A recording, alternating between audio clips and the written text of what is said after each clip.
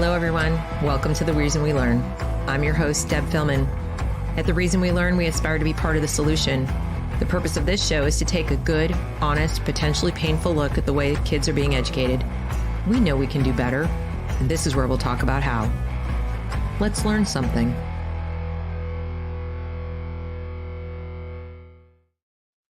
Hello, everyone. I hope everybody's having a great evening so far on this wonderful post-election day. Wonderful for some of us. Others of us, I think, are probably crying, but we're having a good time. So welcome. Thank you for being here. If this is your first time to this channel, please go ahead and click that subscribe button so you can be notified when I make new content. I cover education and all things related to it, including philosophy and a little tiny smattering of politics, but not much. Current events, anything that would touch on education policy or education pedagogy and philosophy is going to be covered here. Each of the shows that I do here with a guest is aimed at talking to someone who is trying to improve liberty. I mean, I say improve liberty, but give us more of it. How about that? Restore it to our lives, and especially in education, but in general, increasingly, I want to make sure that we talk about liberty, because what good is education if it's not helping us preserve and protect it?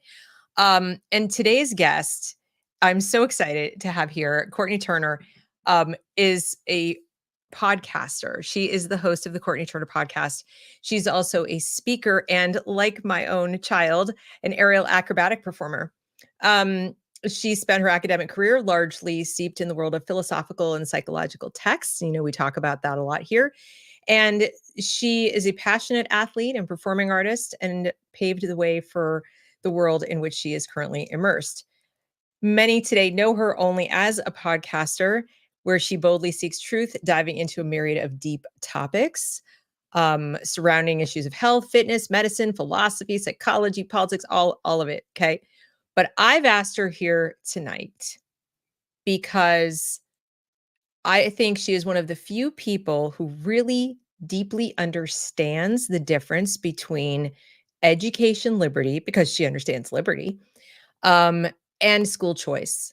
And I know if you're a regular in my audience, you've heard me say, be very skeptical of school choice. You've heard me out and out criticize it and some of the people who are pushing it. And I've had a lot of difficulty explaining why. I mean, I have repeatedly, but I think it's going to take multiple shows and multiple people, experts, to explain it. And I thought, why not talk about what would be better? Because that's a question I get asked a lot. Well, what would you do? What would be better? Well, education liberty would be better.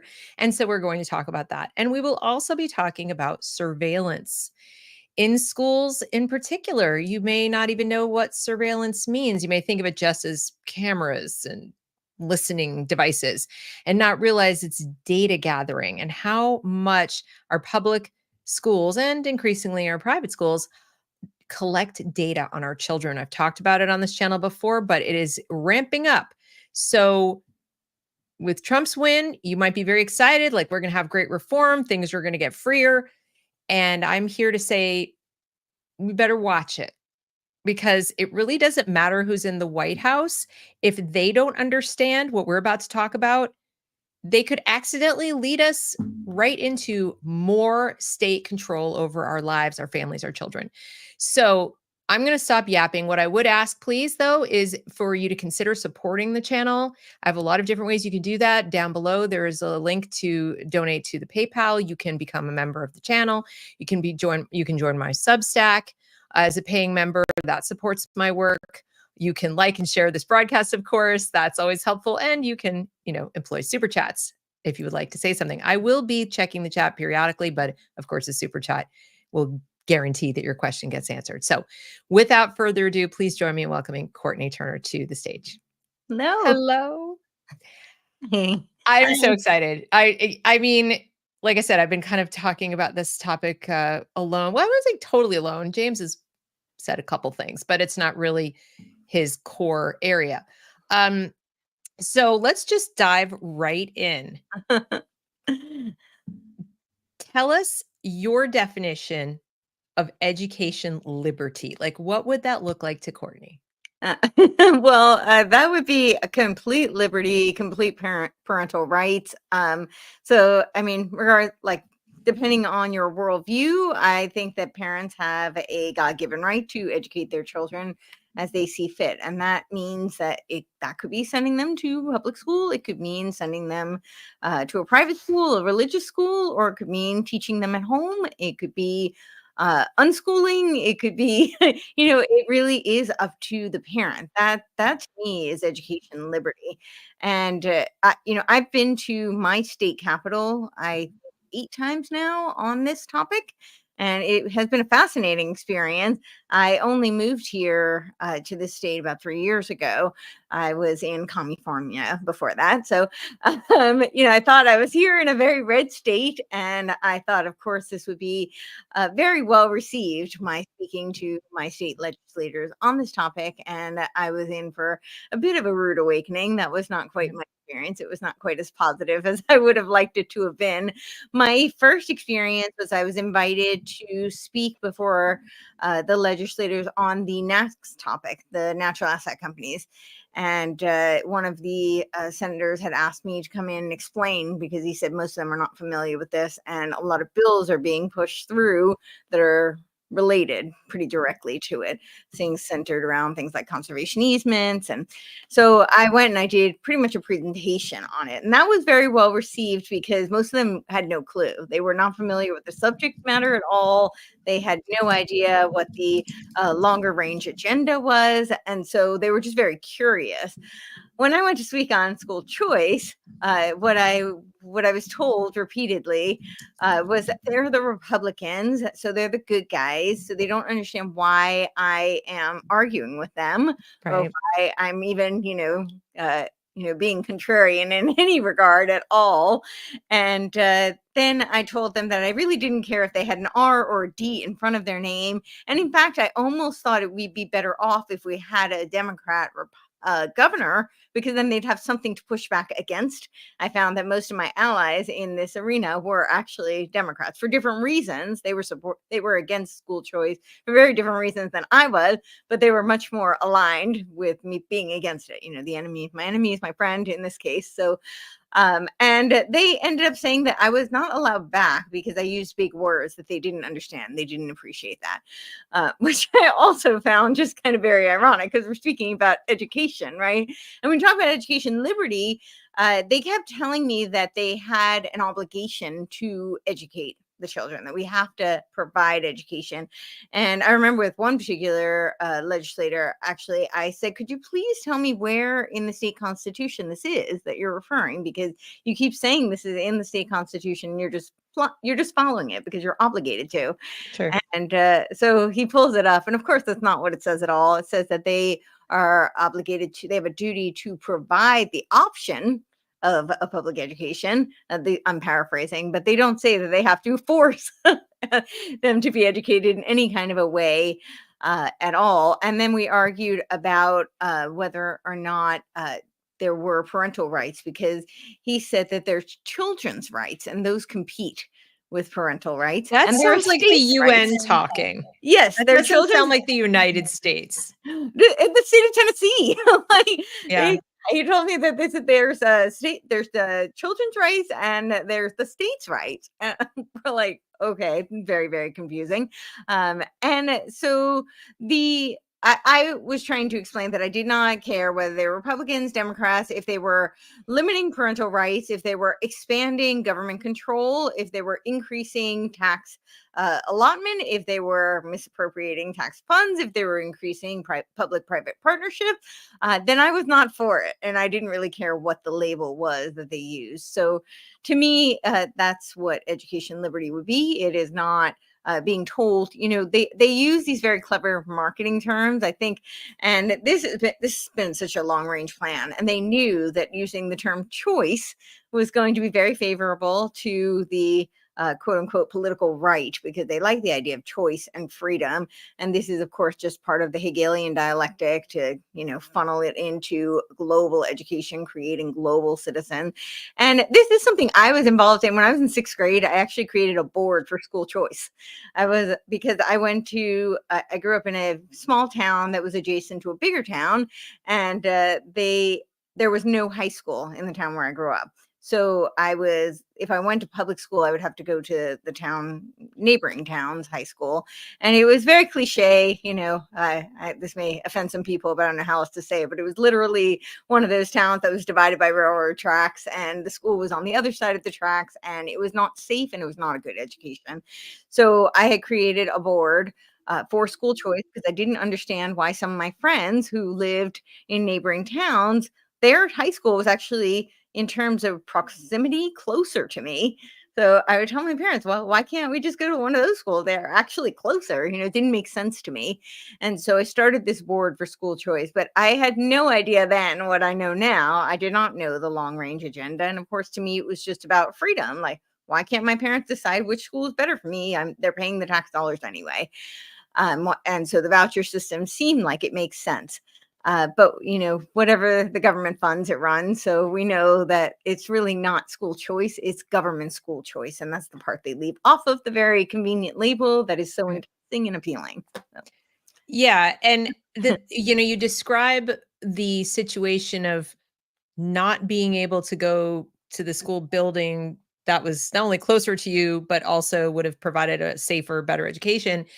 And I speak to so many people today who say the same thing. Well, I want to be able to take that voucher or take and go to a different school. And I say, but do you understand that the same government that has put you in this arbitrary box that says your zip code and these tax dollars, and by the way, it's this many dollars, and like all those little things that are forcing you to go back to that government and say, pretty please, may I step outside the box? Right. And pretty please, may I have, some of my money back, or my money and 3 or 4 or 5 other people's money, because is what it usually amounts to. And some corporations' money and some federal grant money and some other money. Can I please have that and take it to this other place? And to me, it doesn't make sense on its face, because it's like asking your jailer if you can go to a different cell. They set up all these things. If you weren't paying the taxes in the first place, if you weren't compelled to attend, there's compulsory attendance. If instead your parents could be like, we're going to hire a tutor and get 10 kids in the neighborhood, and they're going to, if it weren't like you have to show up somewhere, and if you don't tell us why, then none of these other things would need to happen. So it's like they're starting way downstream of the problem, and then saying, why don't you want me to have what I need to survive? And like, I do. But what you need is much farther up the, upstream from where you are. For sure. And that's where you have to start. And tell me if you think this makes sense. The way I've explained it to people is your default position is freedom. Your default position is liberty. Like, you're born. So it's also poverty, by the way, but you're born, or you have a kid, and yay, you're free. Okay. The going to public school, or the saying you have to show up at the school or tell us why you're not, that's one kind of oppression. They're telling you what you have to do and how you have to raise your child and educate your child. But currently, the government is not allowed to tell you which other option you can choose. In other words, right now, people do have they have choice to homeschool, microschool, parochial school. In varying degrees in different states. True. If you're a foster kid, you don't have those choices. So, and divorce situations. No, even in some states, like in Tennessee, actually, there's 4 categories of homeschooling, and none of them are truly free homeschooling. Oh, no, true. Okay. So like there's strings attached. Well, let me put it a little differently. Okay. The government is already saying, this is what we call education. Mhm. This is what we'll accept as education, as Courtney just explained very well, that, even homeschooling this is what will allow you to do. Yeah. And these are the private schools will allow to operate as a school and so on. So they're already governing like all of education. They're defining Yeah. what it is and what they'll accept, whether or not you're paying extra for it. Right. So to me, going to them and saying, pretty please pass a school choice bill is just it's not, you're giving them permission. It's like an engraved invitation to come and have more power in Yeah, that well, you're system. asking them to have more power. You're saying, Yeah. "You are the authority. I defer authority to you," Yeah. even though they shouldn't have that They authority at currently all. don't have the authority. They can say that parochial school is a school, rubber stamp, okay? But what they can't do until school choice, they can't necessarily go into that parochial school and say, yeah, it's a little Bible-y. I think you need to tone it down because, that what First Amendment, we can't make a religion They or can't something like that. if they don't take money. So That's this is right. where the whole school choice That's comes what I'm into saying. whatever the So government right funds, it now, they don't runs. have those permissions. But Right. if you go and say, pretty please let me take taxpayer dollars into Yeah. this setting, you're inviting them where they otherwise don't, aren't welcome. Yes, exactly. And So I think a really good point you brought up is that they're telling you what education is. They're defining it, and I think this is one of the biggest, most foundational problems because this is actually the argument I had with the state legislators. So, I brought up the example of our founding fathers. I said, would you consider them to be well-educated, erudite people? yeah. And of course, they said yes, absolutely. And I said I would agree. In fact, I think that they're more educated than most advanced degree people I know today. And this is not to knock people who are with advanced degrees. This is just simply to say that I have shared with personal friends of mine who I obviously respect and hold in high esteem and think and know that they're very well educated, in the formal sense of the word. They actually Sure. have degrees and letters after their names in some cases. And I've sent them Federalist and Anti-Federalist like sections, and talking about it colloquially in conversation. And I can tell from the response that they cannot comprehend what I've sent them. The reading comprehension just isn't there. That was Mhm. considered fourth grade reading level back then. And they did not have formal education. And so this was my point. So we're deciding, the government is deciding what is education. And I would Mhm. argue that education has not served us very well. Clearly, case in point, when I am talking to these people and they're telling me that I'm using big words that they don't understand. And then when I try to explain, I wasn't intentionally trying to be, to obfuscate. I was, just trying to make my point and give them a Yep. brief rundown of the history of this issue. And so I was very happy to elaborate. And I said, we can do like a 2-minute history lesson. This doesn't need to be super complicated. And it was wintertime. And they said, the woman in the black fur is not allowed back. So, Oh yeah, my God. yeah, they were very upset with my big words. So, Well, it's so funny to me because back when they first came up with the idea of compulsory schooling, parents fought back. They fought back mhm, hard. yeah, They thought, first of all, they didn't want their children to be gone from their home right. all day. I mean, for a host of reasons. Dramatic. Yeah. And then on top of that, once they kept increasing the length of the day, then it made it even worse. And what we take for granted now is we build our adult lives Mm, around a schedule created by the state. So if you have children, you're building like everything from where you live to the job you have to what kind of car you drive. All these choices are defined by, the school. yeah. You're And organizing your whole life when you go on vacation, all of the things based on that. People choose where they live based on the so-called good school in the area. So the government is not just deciding what education is, it's deciding how you're going to parent. It's really yeah, no less than that because probably 85 to 90% of your parenting in terms of the waking hours of your children, in terms of the years below 18, mhm, will be getting them an education, mhm, however it's done. And so if that is done by the state, then that means the state is controlling that percentage of your parenting, whether you like it or not. You are co parenting with the state. You can say, we don't co parent with the government. Like, that's aspirational. You do. Yeah, you absolutely do, in so many regards. So anybody who has a like state marriage license has already given the state purview to be the executor of their whole marriage, and that includes everything accrued, including children. And it's from the Latin. It's called parens patrice. So you don't actually even need a state license, but people have believed that they do, and so that's what people do. So, I mean, just right there, you've already decided the state is the executor. That's why the state can come in at any time and determine whether or not you are a fit parent. But in terms of, you've just pointed out, it's not just the co-parenting in terms of education, but it determines your entire structure of your day and how you live your life. So it expands into so many other facets of your life. It's not just the education. And this comes out of this whole idea of compulsory education, comes out of the Prussian model of education, which was designed to breed obedience and compliance, right? This was when the Battle of Jena, which was during the Napoleonic Wars in 1807, they lost the battle. They decided they lost the battle because the soldiers rebelled. And why did they rebel? Because they were critical thinkers. Well, we can't have that anymore. And so they created this 3-tier Prussian model for education.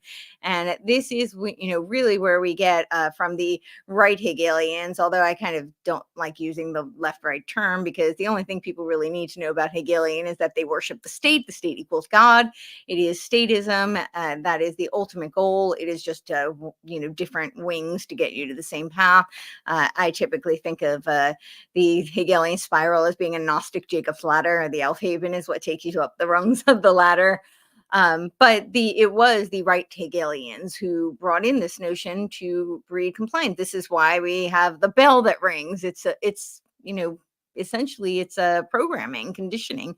It's a stimulus response patterning. This is why it's structured throughout the day. So it's not teaching the children to be critical thinkers, to be creative. There's actually a really interesting study that was done by George Lands, and it was for NASA, and they were trying to recruit creative geniuses. And so they started with children at age 5, and they found that 98% qualified to be a creative genius. And they followed them in increments, I believe, of 5 years until they were adults. And by the time they were adults, there was only 2% of the population that qualified to be a creative genius. Yep. And he attributed this to our education system because it does breed that out intentionally. So, right. Yeah. And people still, I think, even when we discuss this history and why it was done and so on, what I find is people still come back to, but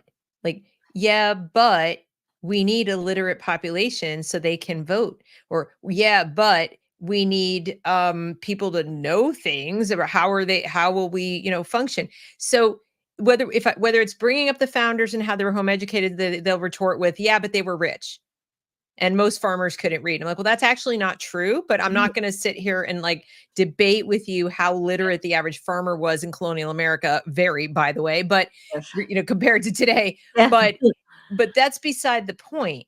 Mm-hmm. The point is the principle of it. The principle of it is you're a parent, they're your children.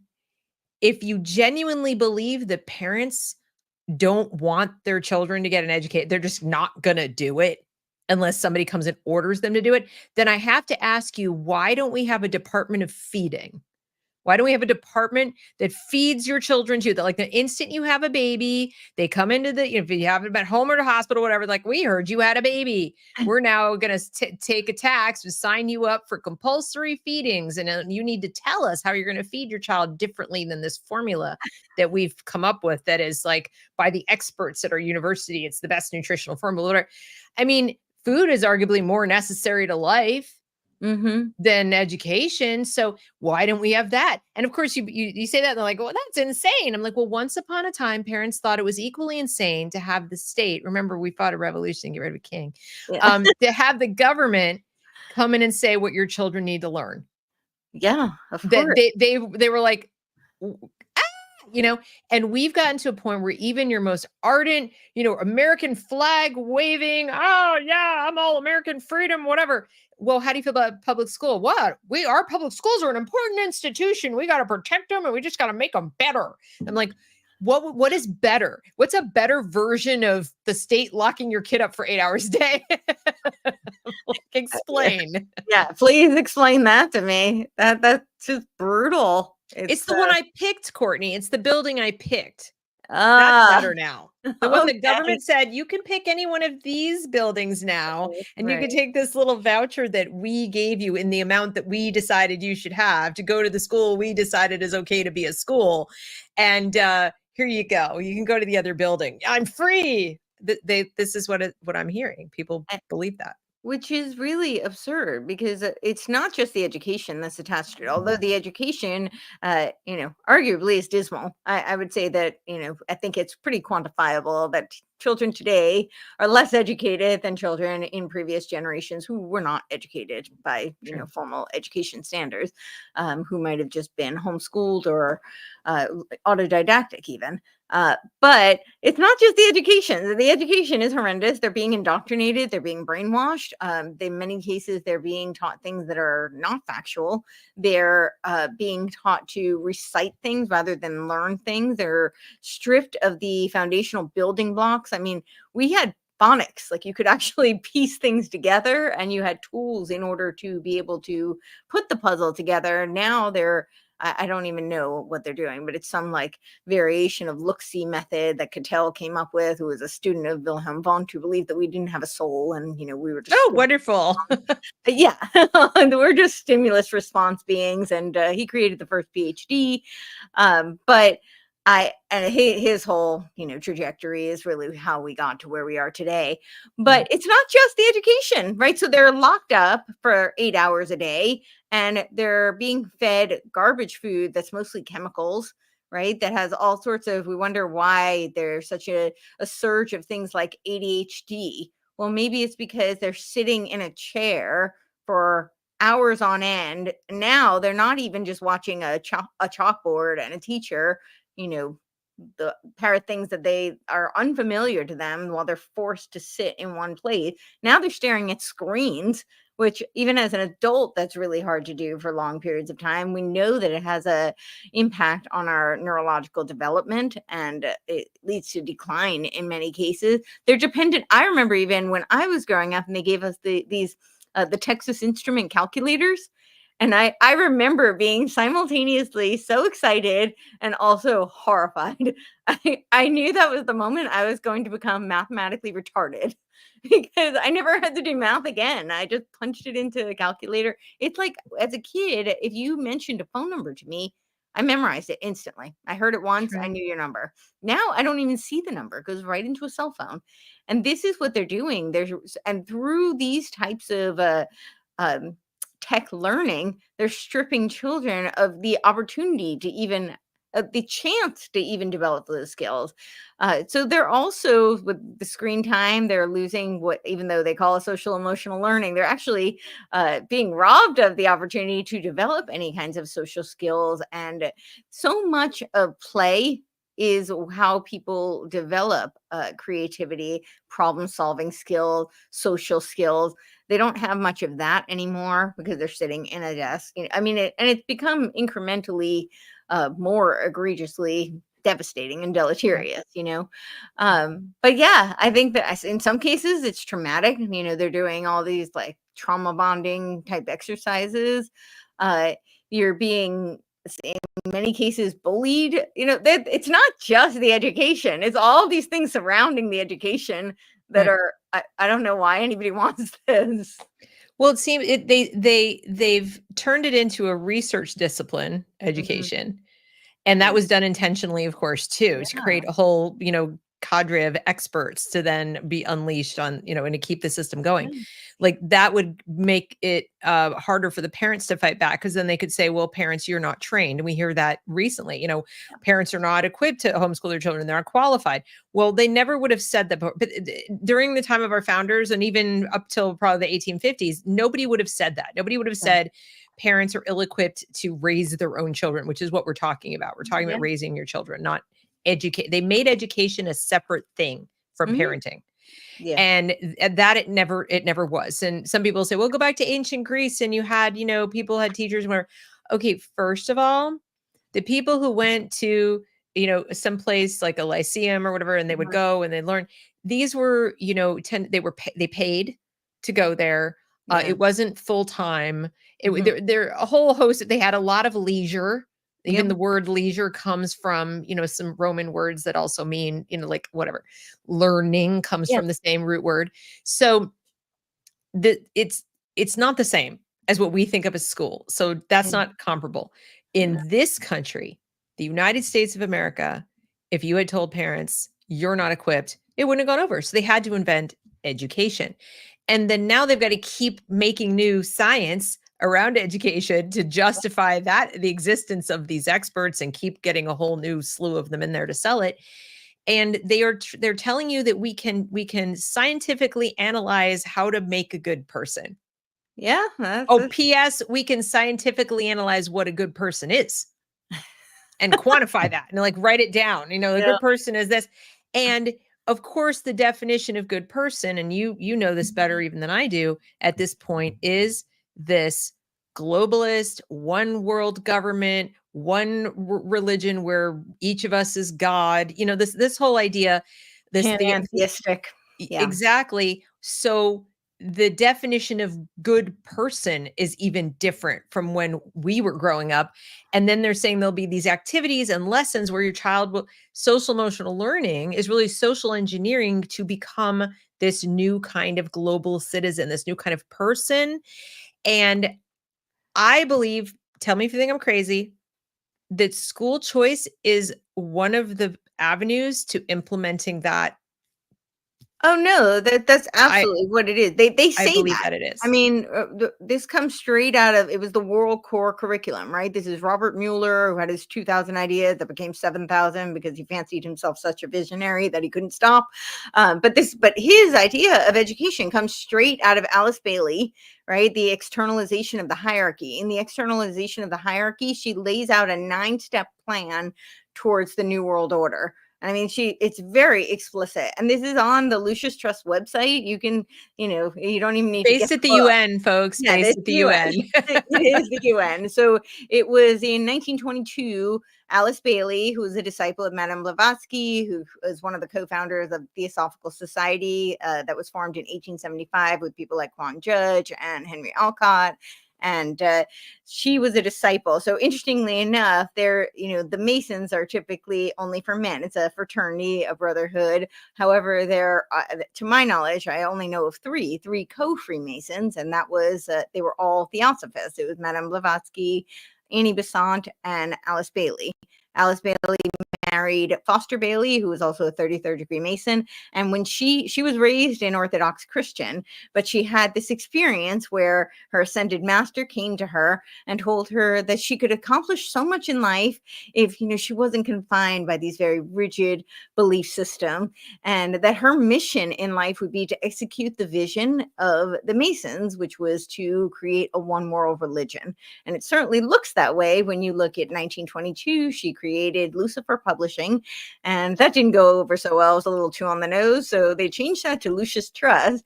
And Lucius Trust is a consultancy. It's the spiritual underbelly for the UN. Of course, the UN was created later, in 1945. And but yeah, Lucius Trust, on their website, they have all of her plans, like the Arcane School, the Triangles, the World Goodwill, which is where they had the world servers, and they have their festival, and they talk about how the plan of love and light will work out. And this is, of course, the plan for the New World Order. And this is what Robert Mueller's World Core Curriculum, which became Common Core in the United States, or Charlotte Elizabeth calls it Communist Core. I think that's probably very aptly put. And that comes directly out of Robert Mueller, who said that our world education to create global citizens, he uses that term.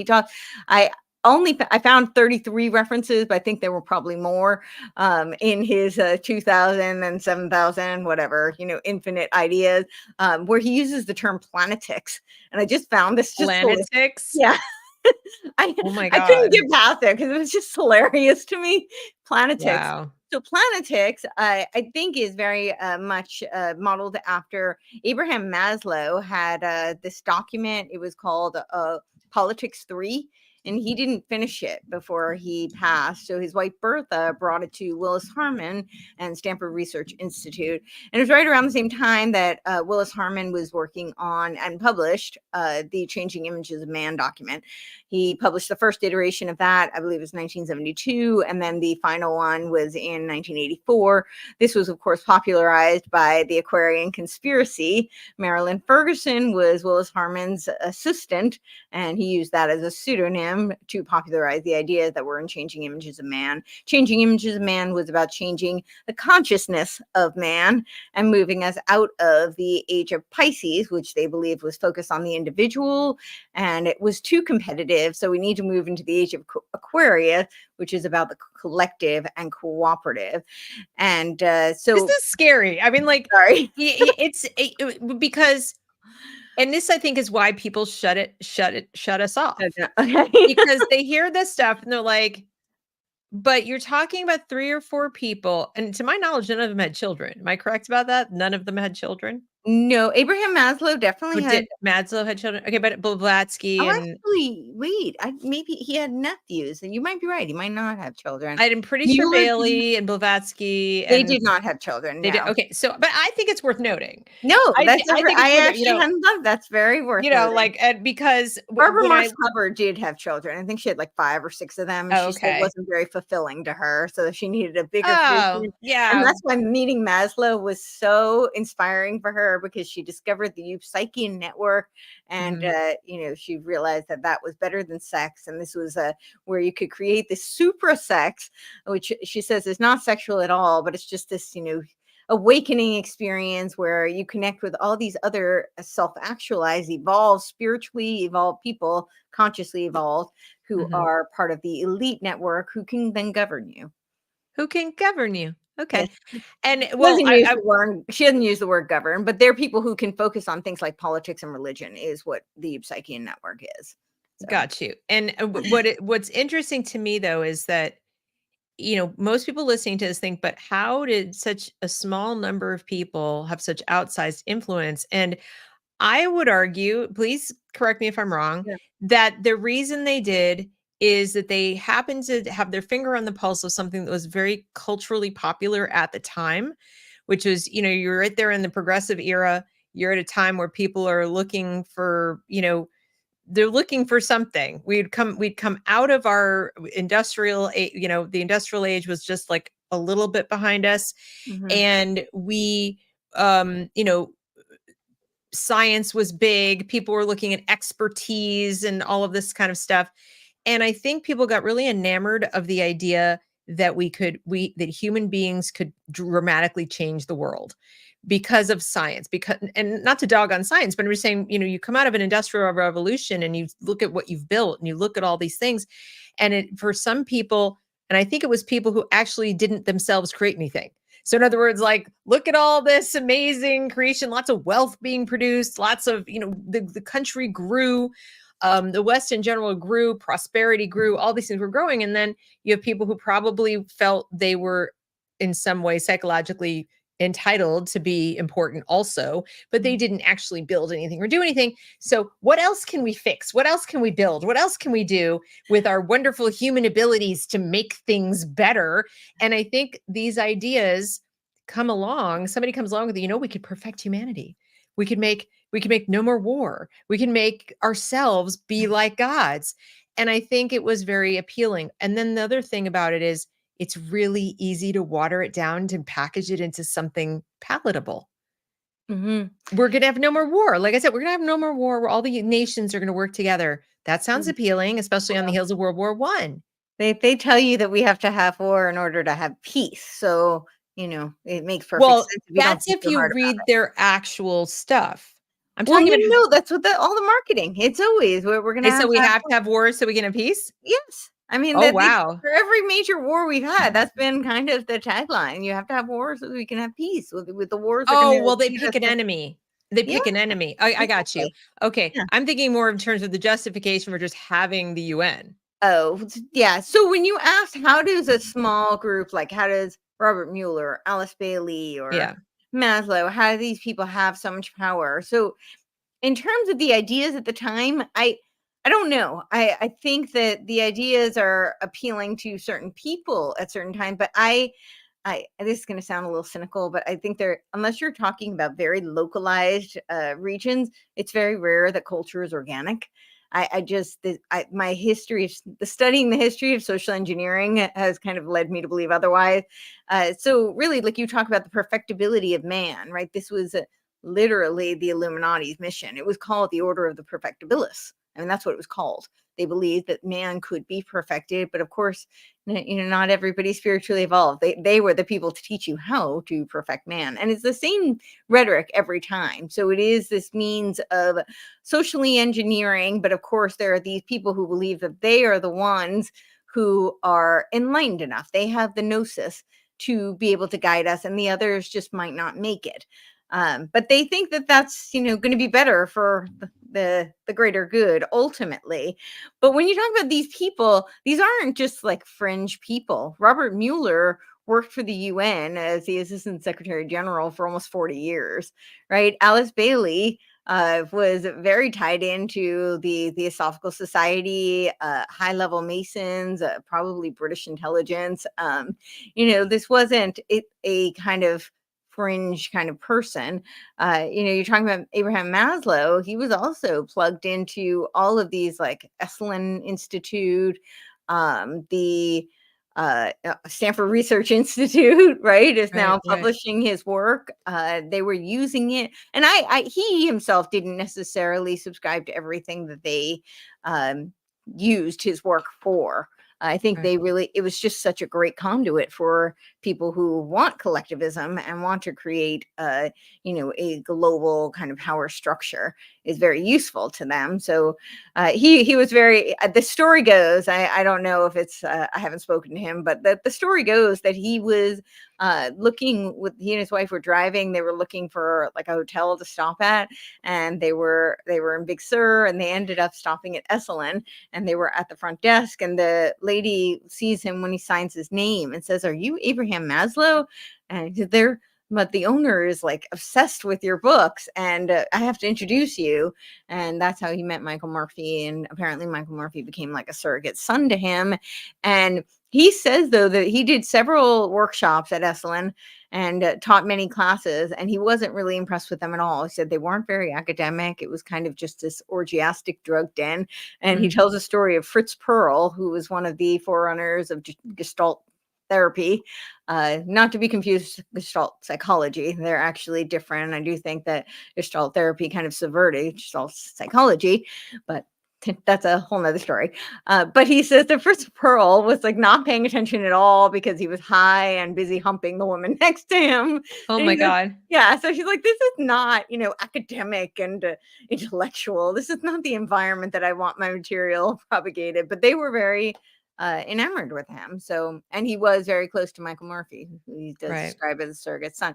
So, I mean, they took this, they published this Politics 3, and they, in that, he talks about holistic politics, which is this kind of planetary politics. So that's why I said I think that Robert Mueller was kind of taking that concept. But so now people will hear this, I think, and still say, okay, I get it now. I get how, because they were well connected and they had, as you there's a point lot out, of money behind them. a lot of money behind it, like how we have now and so on. Yes. So I get how it could get, into universities. I get how it could get published. I get how a lot of people will be talking. And Yeah. NGOs. But then they might say, but how doesn't it kind of fall apart upon implementation? Meaning, once it gets down to the level of, the classroom, once it gets in front of the kids, how do do you really think that American schools from that time forward have been really orienting themselves towards this stuff? And what would you say to them? Because we have a lot of people, I remember Republicans, even to a certain extent, libertarians who will say, yeah, we should get rid of public schooling, but there's always like a but. And I meet so few abolitionists. I meet so few people who just say, no, this is just fundamentally wrong. Most people will say, well, it's teaching the wrong stuff, or it's okay to have blah, blah, blah. So what do you say to them? Like, has it been very successful in filtering down to the, the individual child and the individual person sitting in a school? The education system? Well, meaning like these ideas Yeah. that these the perfectibility, the Illuminati, all of these people said, hey, this is what we got to do. We got to re-engineer man, and we got to change education, and we have to put in place this compulsory system so that people have to consume this stuff.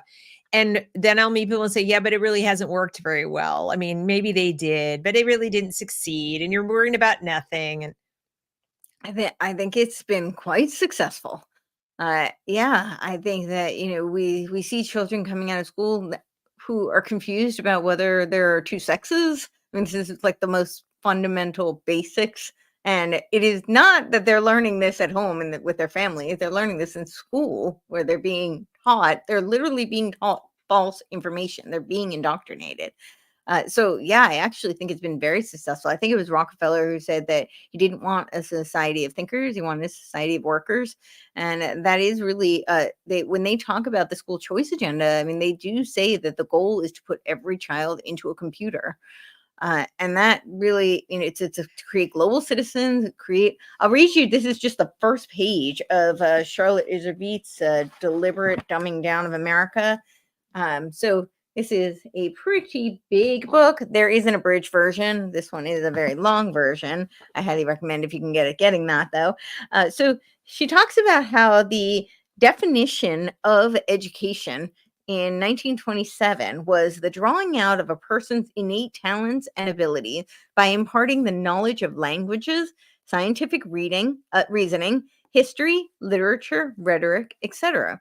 The channels through which these abilities would flourish and serve. So that sounds very much like when you were talking about Lyceum or the Trivium, right? In ancient Greece, the idea of giving people very, foundational tools that would be the building blocks for critical thinking, problem solving, creative exploration. So then it's like less than a decade later, in 1934, this is the definition that had come about. Learning is the result of modifiability in the paths of neural conduction, explanation of even such forms of learning as an abstraction and generalization demand the neuron's only growth. Excitability, conductivity, and modifiability. The so you're a mind, machine, yes, basically. this is systems, this is what's it called, the stimulus response education, right? And they're basically just reducing us to a bunch of neurons that are firing. And yeah, and they go on, but basically that's what they describe it as. And I think this is really all part of their not just creating global citizens, but again, I guess this might sound crazy to some people, but the transhuman agenda. When you look at, so they want to create global citizens, this kind of worldwide consortium, and then they're trying to create what they call an AI world society. They have the whole blueprint laid out for this. This is the UN's their vision for the centennial of the UN. So the UN was created in 1945, so the centennial would be in 2045. And they do, as you mentioned, they subscribe to this pantheistic religion. It's very theosophical. When you look at the blueprint for the AI world society, they have an ascended master that they've channeled. This is right on the website. I'm not making this stuff up. I know it sounds kooky, but it's right on their website, very public information. And they say that this channel from the future is there to tell everybody we're so grateful to have them. And it's a pretty long letter about why we need the AI world society and why we're so lucky to have it. And so this is the ascended master that has come down from the future to tell us all about it. But in this AI world society, it's like the metaverse on steroids. It's Ray Kurzweil's singularity, right? He says the singularity is nearer now. That's his new book.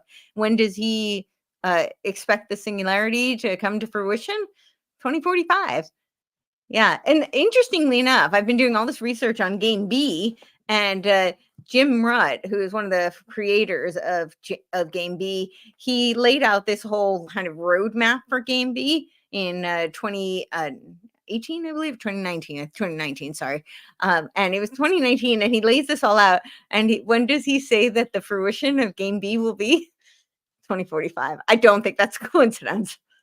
No, I doubt that it is. And so let's flip back to the education liberty part. So we've just described what to me is like a horror movie. I mean, I hope Yeah. other people listening feel that same way, but just in case, there might be people out there saying, okay, but why is that so bad? Mhm. Like, why is what you described, Right. are you fear mongering? Like, Mm. shouldn't our kids have work?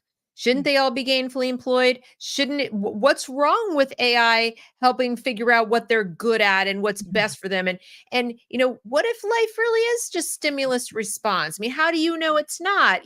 So in other words, like I've met parents who talk to me about SEL, for example, and I tell them what's going on. And they still, even after I've explained it, they'll still say, I don't understand what's so wrong with that. Maybe human beings should be re-engineered. Maybe we would have less war. Maybe we would be kinder to each other. Maybe we would be more compassionate. Maybe all those things.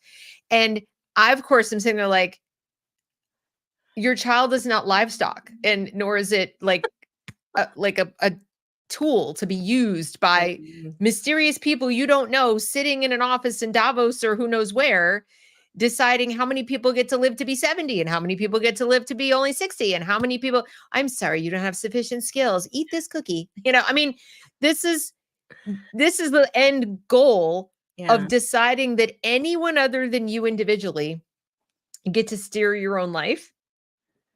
And I'm just wondering, what would you say to that person? That parent sits there and says to you, like, I've read through the SEL materials. I find it compelling.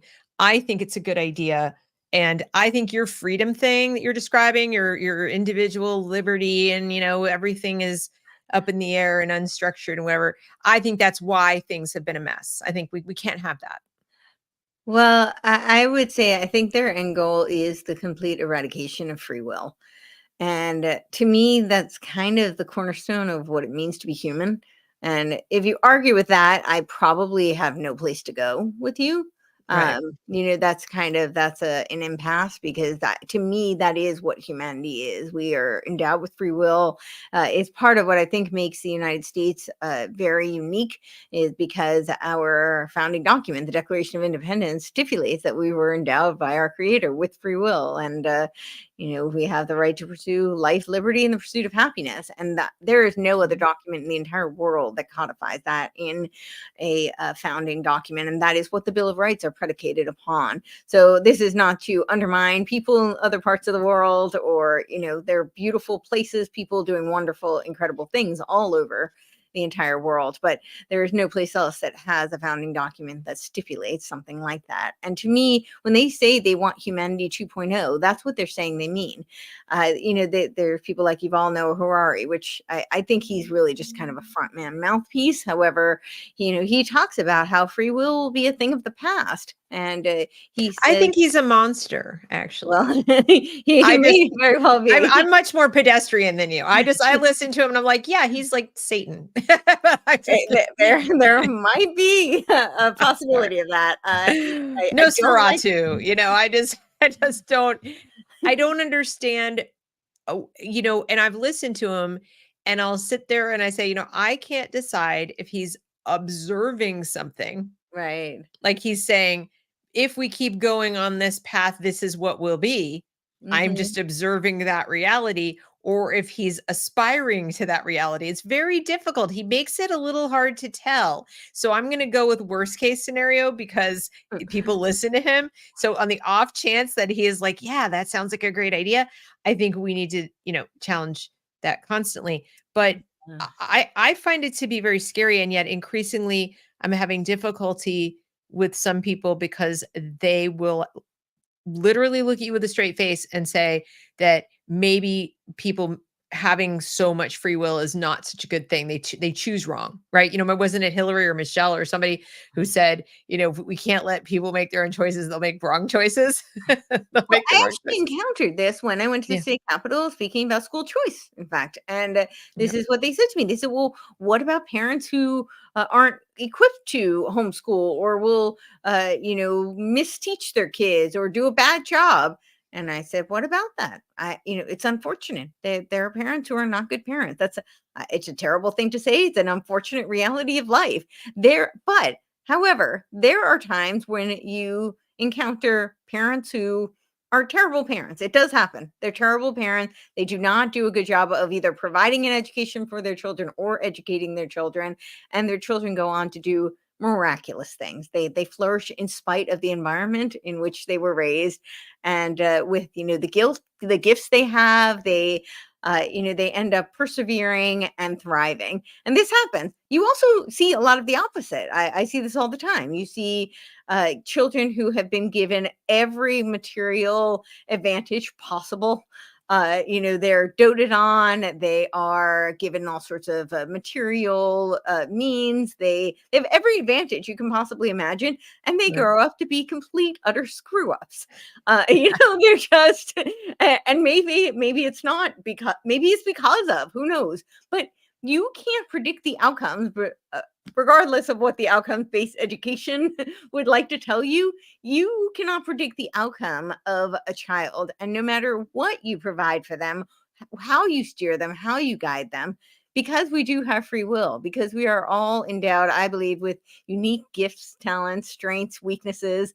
And, Right. it is through the experiences and through our circumstances and our makeup, whether that be our genetic makeup, our passions, our environmental circumstances that shape us, that we end up making choices, and those, end up being the product of who we are and Right. where we go in life. So, this idea that you can determine, even if you have good intentions, the outcome of someone's life, to me, you're playing God. And despite what some may believe, I don't believe that we can play God. I don't think that, Yeah.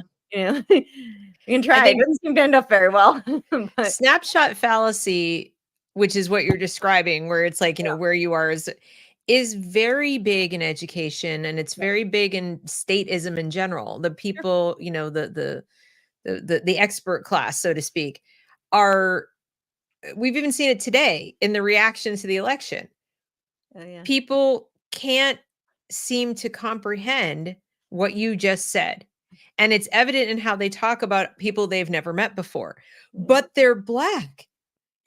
How did they vote this way? But they're poor. How did they vote this way? But this happened. How did that happen? And it's like, are you new here? I mean, I seriously want to ask these people, like, are you new on this planet, or have you just wrapped yourself in such a bubble Yeah. that you have never encountered any, like a self-made person who rose up from nothing, or Right. a person who started on the top and ended up a drug addict in the gutter, or whatever. Like you said, you cannot accurately predict. And I don't care how early you start with the engineering and the Mm, neuron programming and the stimulus response Skinnerian tactics in education. I love you. Yeah. People, little humans, will find workarounds, right? Taller wall, taller ladder. They'll Yeah. find a they'll lie, they'll turn it into a game, they'll pull up Mhm. another window beside the window. I've seen kids do it. And the tragedy of it is, the clever ones will find clever other things to do. They won't necessarily be they won't be beneficial to them, to their learning necessarily, but they'll find other things to occupy themselves with. And then the ones who aren't clever but could have done better Mhm. if they'd been given some access to opportunities to really learn and grow to their greatest potential, might as well just be literal livestock. I mean, it's like, uh I mean, they're Yeah. just blank. It's like a zombie. So this is what we have. And I I just, when I'm talking about school choice with people, and I try to explain to them that it really won't matter what building you go to. If the government's funding it, the government's running it, as you said. And so that wonderful little private school down the street that you're so excited to go to won't remain that wonderful little private school very long if they accept the funds. Mm. And they may not even realize that. They may go into it with their, like, thinking everything's going to be fine, and suddenly get handed that edict that says, well, now you're going to have to change this and change that and meet this standard and that standard. And that by that point, just like our colleges, will become sort of addicted to the money. Yes. Now we can't do without it, just as states that existed until 1977, what was it, 1979, with was it 1979? No, I'm sorry, it was 1977. With, Without the Department of Education. yeah.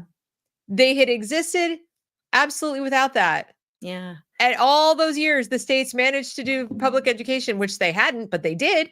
Yeah. Suddenly, the Department of Education comes with all this grant money and all these edicts and all these things. And now go ask a state. Tennessee is the only one that actually sat down and said, hey, let's investigate what it would do if we said no to the federal money.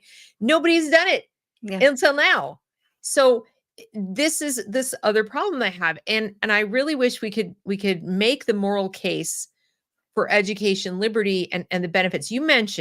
You said about the kids who grow up with nothing and they go on to do great things. The other thing that I would say is, what about the moral hazard of providing taxpayer funded, essentially daycare for children? So in other words, how do we know that we haven't manufactured more bad parents? That's the other premise that nobody questions. They'll say, what about bad parents, or what about negligent parents, or they won't know what to do? And like, what if the school system has created more of them? It has. I mean, we know that it has, but I'm just saying nobody stops to ask that. Right. It creates this culture of, parents saying, oh, they're home for the kids are home for the summer. What will I do? Or, they're home for break or whatever. I hear this from parents all the time. And like, do you not like your children? Like, well, why did you have them? You not want to spend time with them? I mean, homeschooling is this wonderful opportunity for you to discover who your children are, what their strengths are, what their gifts are, and learn from them. Learn what you missed when you were in school because you didn't get a real education, or maybe you did, and there are things you wanted to dive deeper into, and you have this opportunity to explore with your children. I mean, to me, that would be such an incredible experience, and you're robbed of that. And yes, I think it creates this cultural phenomenon where people are now thinking they're supposed to have this separation from their kids, which is incredibly traumatic. There's a reason children and parents often cry first day of school when they're dropped off. And there's a direct link between the National Training Laboratory, Kurt Lewin's sensitivity training brainchild, and the National Education Association, right? This was the testing ground.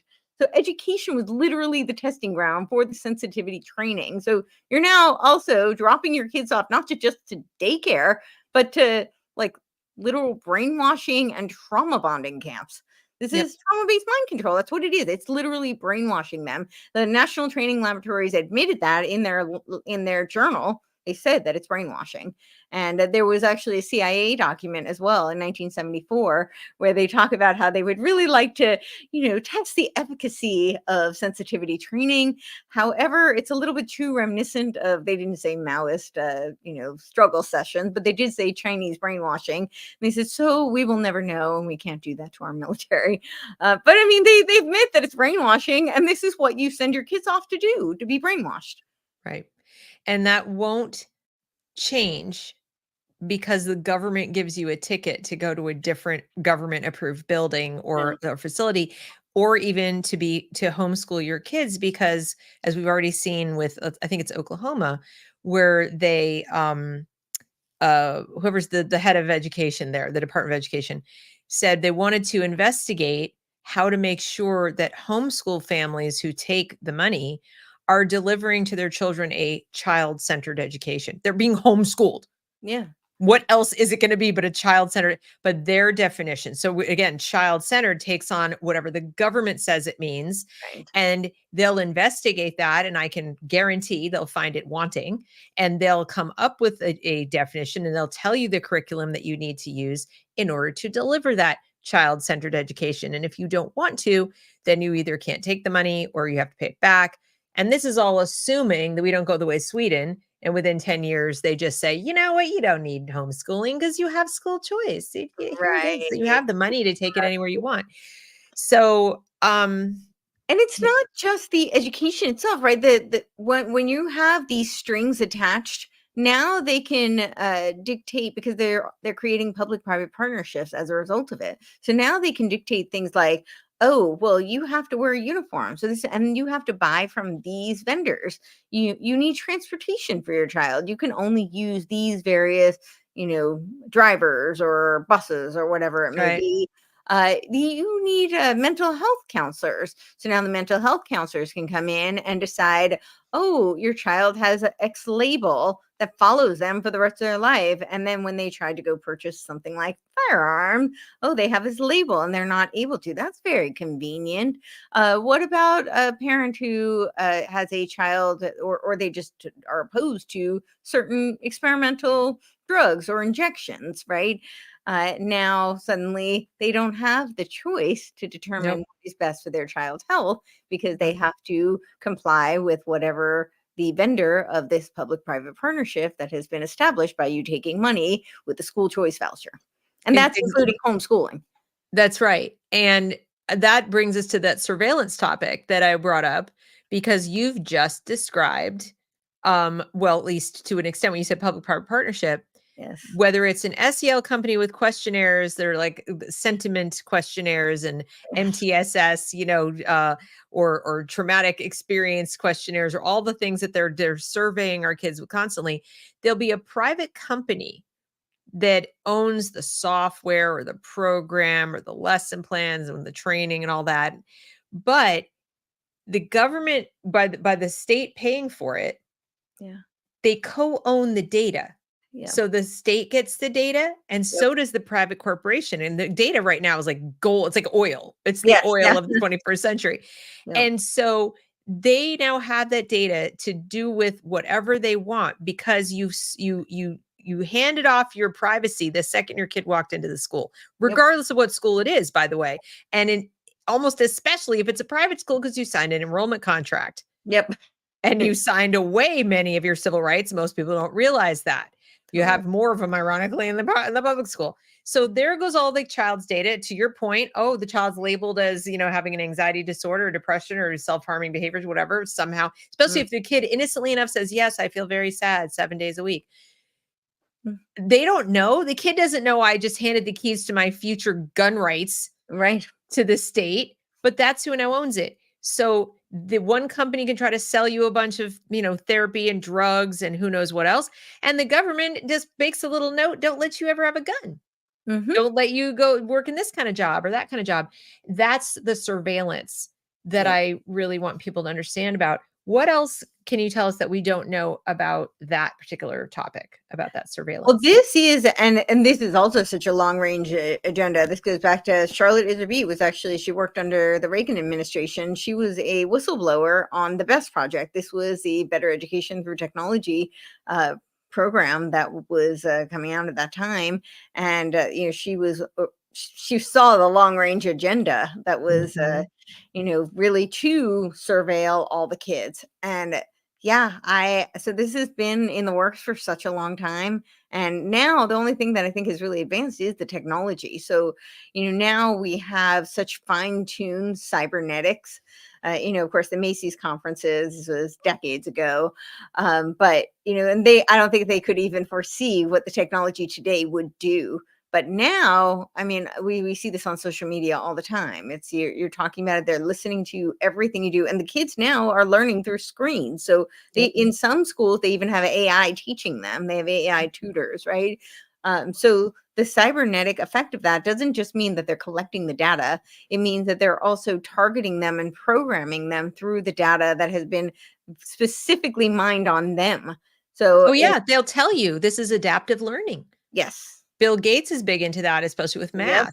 Yep. We'll deliver your child the math curriculum that aligns with what we just learned from their inputs. Yep. And again, as I said, the input could be poor because the kid didn't eat breakfast that morning. The input, they could be just flailing at it because they don't feel like dealing with that day. As you pointed out, they're stuck in a chair, they're rebelling, they're 7 or 8 years old and they're just hitting the keys. And now you might have them serve up different math and the kid sitting next to them who doesn't have problems sitting in a chair because, they're less easily bored.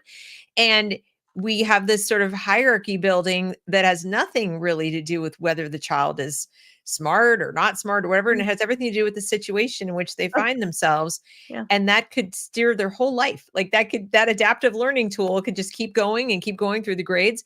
And you will never know It's all for stratification, right? So they Mhm. can create this global workforce. And Mhm. this is all part of a eugenics agenda. I mean, even the aptitude tests were coming right out of Columbia with who is it, Thorndike and Cantel. And there's even actually in Mensa, in the website, I think they took it down as of maybe a year ago, but there's a whole eugenics section of their website, because that's what it was created for. It It's was a eugenics program. So, but back then, when they were originally creating it out of Columbia, they were pretty explicit about how they were creating data points out of humans. It was a way to then kind of stratify them. And Mhm. so, and that's now we don't need that really, because we have Right. all the technology that's data mining them, and it's so much more fine tuned. So, and then it's a cybernetic feedback loop. It programs them, and so we have a bunch of you can have like a whole world of just like automaton MK Ultra victims Right. based on all of this data mining and cybernetic feedback loops. Scary. And so what okay, then we get President Trump, Yeah. now President-elect Trump, Yes. just today, said that he wants to make sure that homeschooling families get, we don't know what form it's going to take yet, but he says a $10,000 Hmm. tax credit for homeschooling. Now, I hope he doesn't mean per kid, but I don't know. Because that's a lot I of think money. he did mean per kid. If he means per kid, okay, well, I had 3 kids at one time doing it, that'd be $30,000. Well, now, if you didn't owe or didn't pay $30,000 in Hmm. federal income tax, He said um he's going to get rid of income tax anyway, which, oh, well, yeah, I mean, I but think, so then is that a subsidy then? So if you're gonna get rid of income tax, yeah, then nobody has anything to complain about with the cost of homeschooling. You have it, so unless somebody's gonna cut your pay instantly because right, you don't pay income taxes anymore, you're gonna be flush because you're not sending the government, however percent of your, they don't have your money before you do. right. But if he does it, if he's talking about it with the income tax and it's more than you paid in, then it's a subsidy. I have to Subsidy. keep explaining this to people. It is not a tax cut. It's not even a tax rebate. It's a It subsidy. is it is a subsidy from the federal government. That's like cash welfare, folks. Well, I mean, I'm honestly very concerned about it. I made a big push for everybody to vote for Trump, but I'm So did not, I. yeah, I'm not naive to the challenges and the work we have ahead of us. And this goes back to, it was at the end of his last administration where he created this 1776 commission. Yes. Mhm. Right, and I have some concerns with that as well. On the face of it, ostensibly it looks awesome, sounds great. Who doesn't want the spirit of 1776? But when you start looking at who's behind it, it looks like the whole Paralin kind of consortium and Atlas Network consortium. It's the usual players like the Heritage Foundation and the Claremont and a lot of those kind of, and for people who aren't familiar with the Atlas Network, people like Americans for Prosperity are part of it. It's a lot of Koch brother money, and it's people who, again, this is a right-hand path of the left. It's people who say that they're Republicans or conservatives, but really they are very aligned with a kind of global Right. agenda, a Right. collectivist agenda that is not Just conservative in one the that traditional represents sense. things they like. Yes. But basically the same idea. It's the same loss of individual freedom and autonomy and Yes. whatever, that where, you aren't part of any identity group or a movement or anything. You are just you, Yes. and your children are your children, Yes. and it is your responsibility to parent them. It is your responsibility to educate them. In Yeah. fact, the whole concept, folks, of parenting is a modern invention. We actually used to just be parents, okay, but Hey. we educated. Education was attached to being a parent. There was no separation. As I said at the outset of the show, they created the term parenting Yeah. and a separate term, educators, to Well, and it separate our was, children from us. well, I mean, that is such a like can of worms, because I mean they isolated people, right? They Yep. isolated people so that we could be all compartmentalized. Once upon a time, I don't like Hillary's saying it takes a village to raise a child, but the sentiment isn't entirely false. She means it in the collectivist kind of Marxist kind of language. But if you think about how humans used to exist, we had That's extended right. families. We Right? You had did. extended Mhm. families, you had communities, and so it was just a byproduct of being human that you procreated, and then your children were an extension of the life that you were living, and this is why there were, like family businesses. It's not because we just wanted to create these little, kind of isolated businesses of where the family had control over it. It's because people traditionally, it was very expensive to live, and a lot of people didn't have the means to hire somebody else. Oftentimes, if you had a farm or even if you just had a plot of land, you had children to work that land. And Yeah. then the children learned the trade of whatever you did. Or, if you were a goldsmith, your child typically learned that trade. You were the Look at the apprentice. Amish. Yeah, look at I they mean, they still do that. they do. They And still do then when that. we even look out at what happened in Western North Carolina Mhm. and how people came together and, Yeah. they're rebuilding their communities. Even the Amish showed up and helped rebuild homes and lickety split. I mean, they have Yeah. skills. This is what built America. Yes. It's not that we didn't have people building factories and people working factories, No, yeah, sure. but the idea that came to be popular at the time that, what if we could make people do that? In other words, Right. what if we could put them in school, tell them it's a great equalizer, tell them it's this great thing, and kind of force them into a particular path, this career path or a worker's path, Well, that, also all that gatekeep the college. path, right? So now Yeah. you gatekeep. I mean, I think a really great example of this is the medical industry, right? Or Yeah. law is another really great example. But let's take medical, right? In ancient times, but prior, or not even that long ago, but prior to the Rockefeller takeover of medicine, the allopathic system that was introduced through the Flexner Report of 1910, most really the root word of the word doctor means teacher.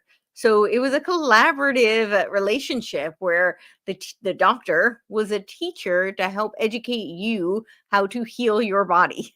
And now with the school system, because this is what happened with the allopathic system, he defunded anything that did not have a pharmaceutical component, and this was because he had the monopoly on petroleum, and so of course petropharmaceuticals became very lucrative for him, and so he wanted to defund any schooling that did not have the pharmaceutical component, and of course to eradicate any kind of licensure that was naturopathic or holistic or homeopathic, some of And the there more. went thousands of years of wisdom about Yeah, how to heal yourself without poisoning yourself at the same exactly. time.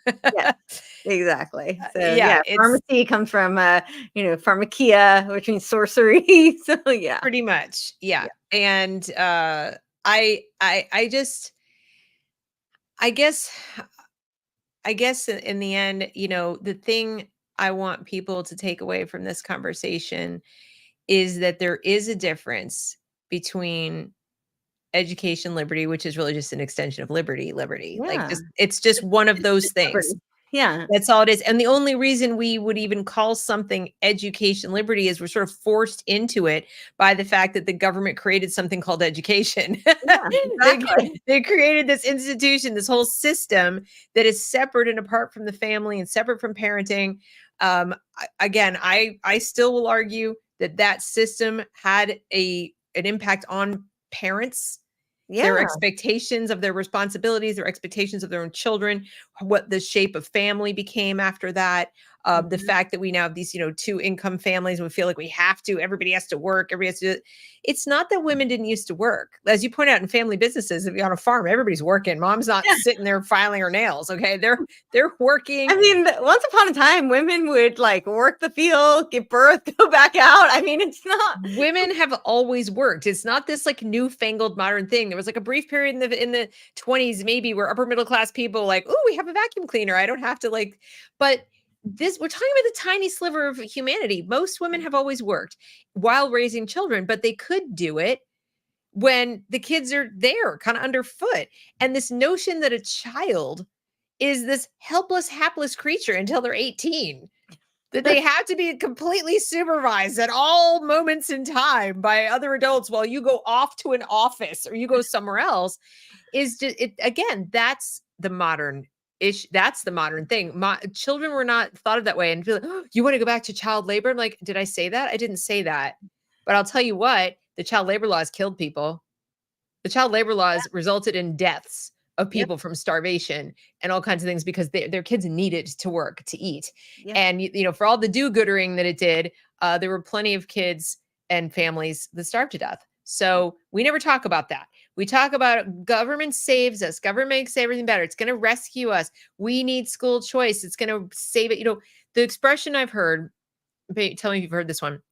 Why do you want to trap these children in their failing schools? Why do you hate these children? Why do you want to trap them in the failing schools? And I'm like, I didn't tell them they had to go to any school. That wasn't me. You know who that was? That was the government. Quiz question. Let's see how well you did in school. Right. Who said they had to go to school at all?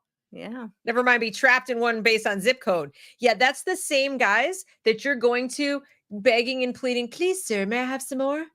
Please, can I have some more gruel? That's what they're saying. It's like the play Oliver, right? That's exactly it. Like it's like, you know, like you're in a workhouse. It's just a really big one. Yeah. And so where do we go from here, Courtenay? Okay, so we've got, you know, Trump says that we've got to somehow get to him and educate him. Who's going to do that? You can do that? Okay.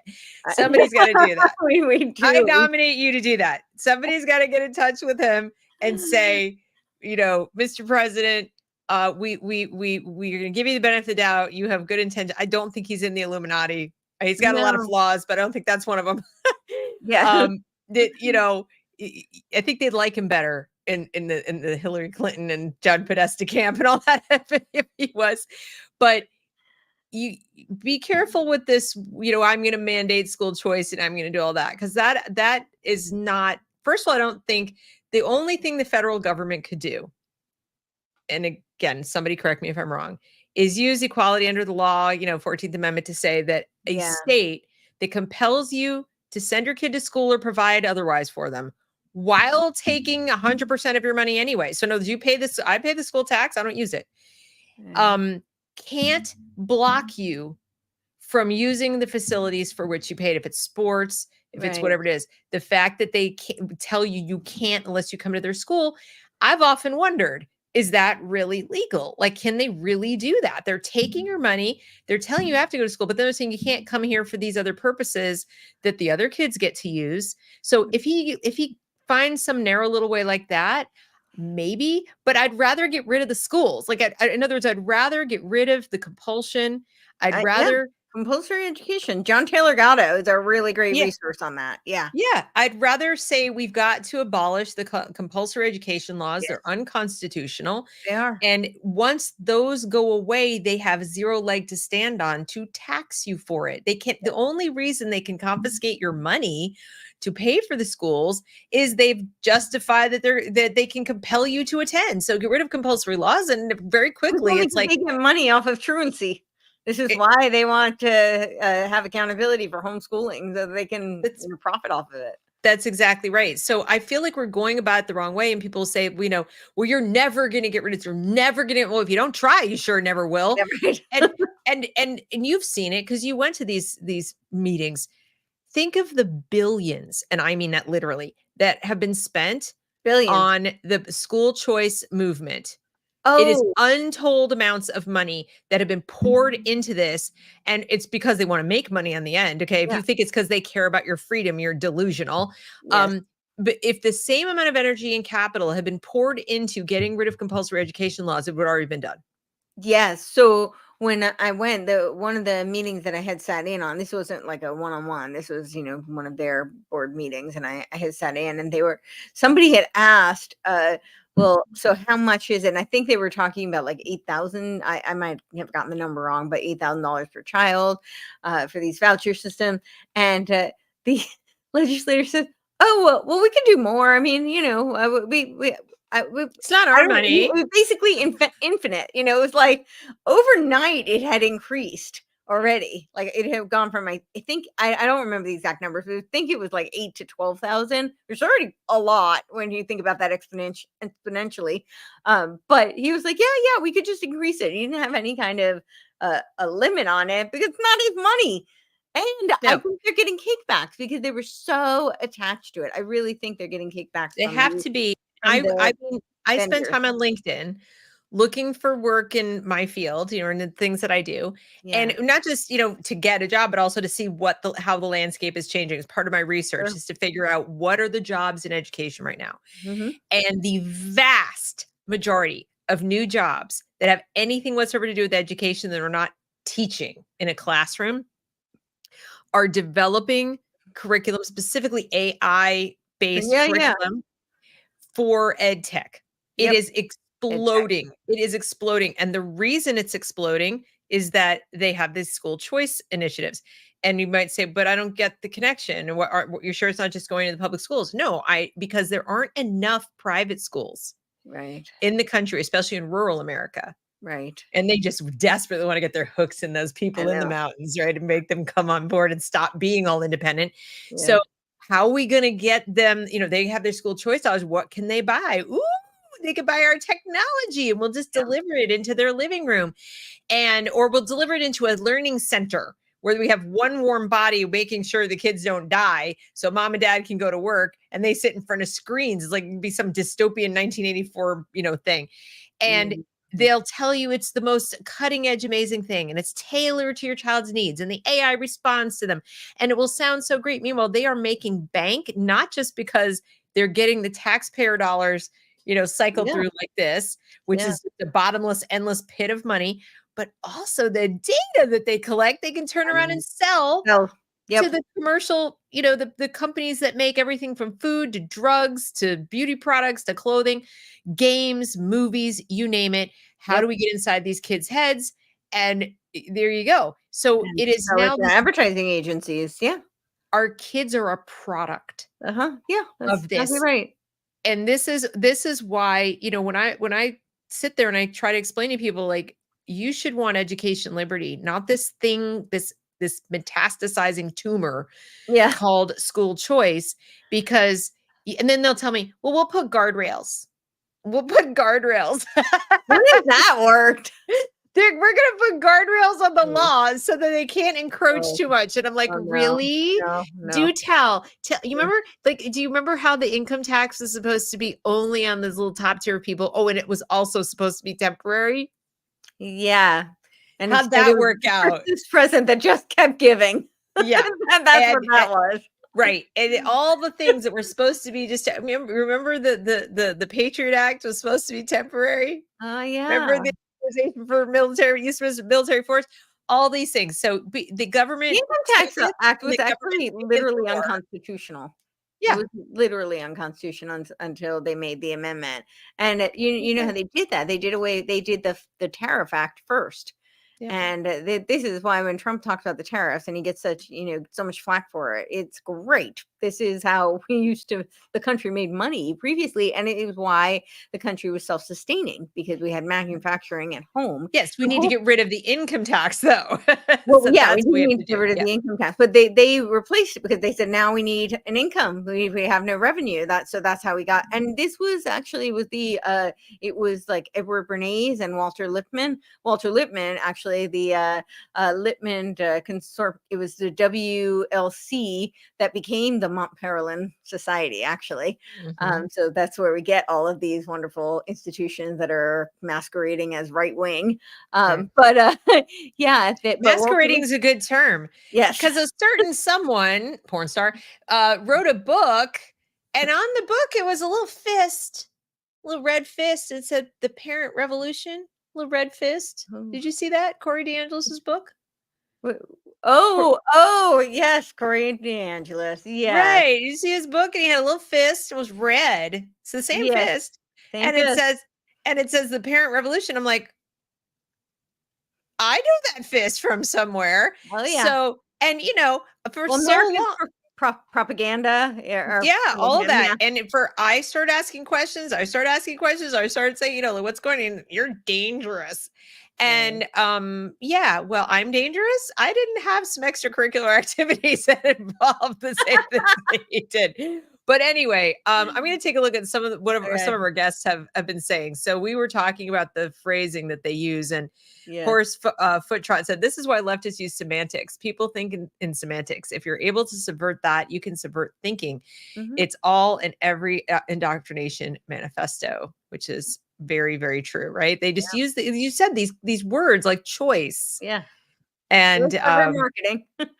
it's very clever. That's why things like, and then we were talking about the AI education. He says that's why things like Toodle and other learning programs used in learning institutions now have plenty of AI. Indeed, they are making bucks on data, and the users are actually teaching the AI. Yeah, they should be paying the kids, and instead they're using them. And then this I've never heard of. David Goodnow says, Frank Miller's character Martha Washington in the comic series Give Me Liberty illustrated your AI-driven education system. I am unfamiliar. I'm going to have to check that out. Yeah, I am too. But interesting when you talk about how they should be paying the kids. Well, in some ways, they're kind of conditioning them for this future in the AI world society where people are on like a UBI tokenized system where they're basically just watching. They're paid to basically watch like ads and be kind of like a part of a focus group, essentially. This is the model they've described in AI so world. It's like Truman Show meets being there. Yeah. I heard something.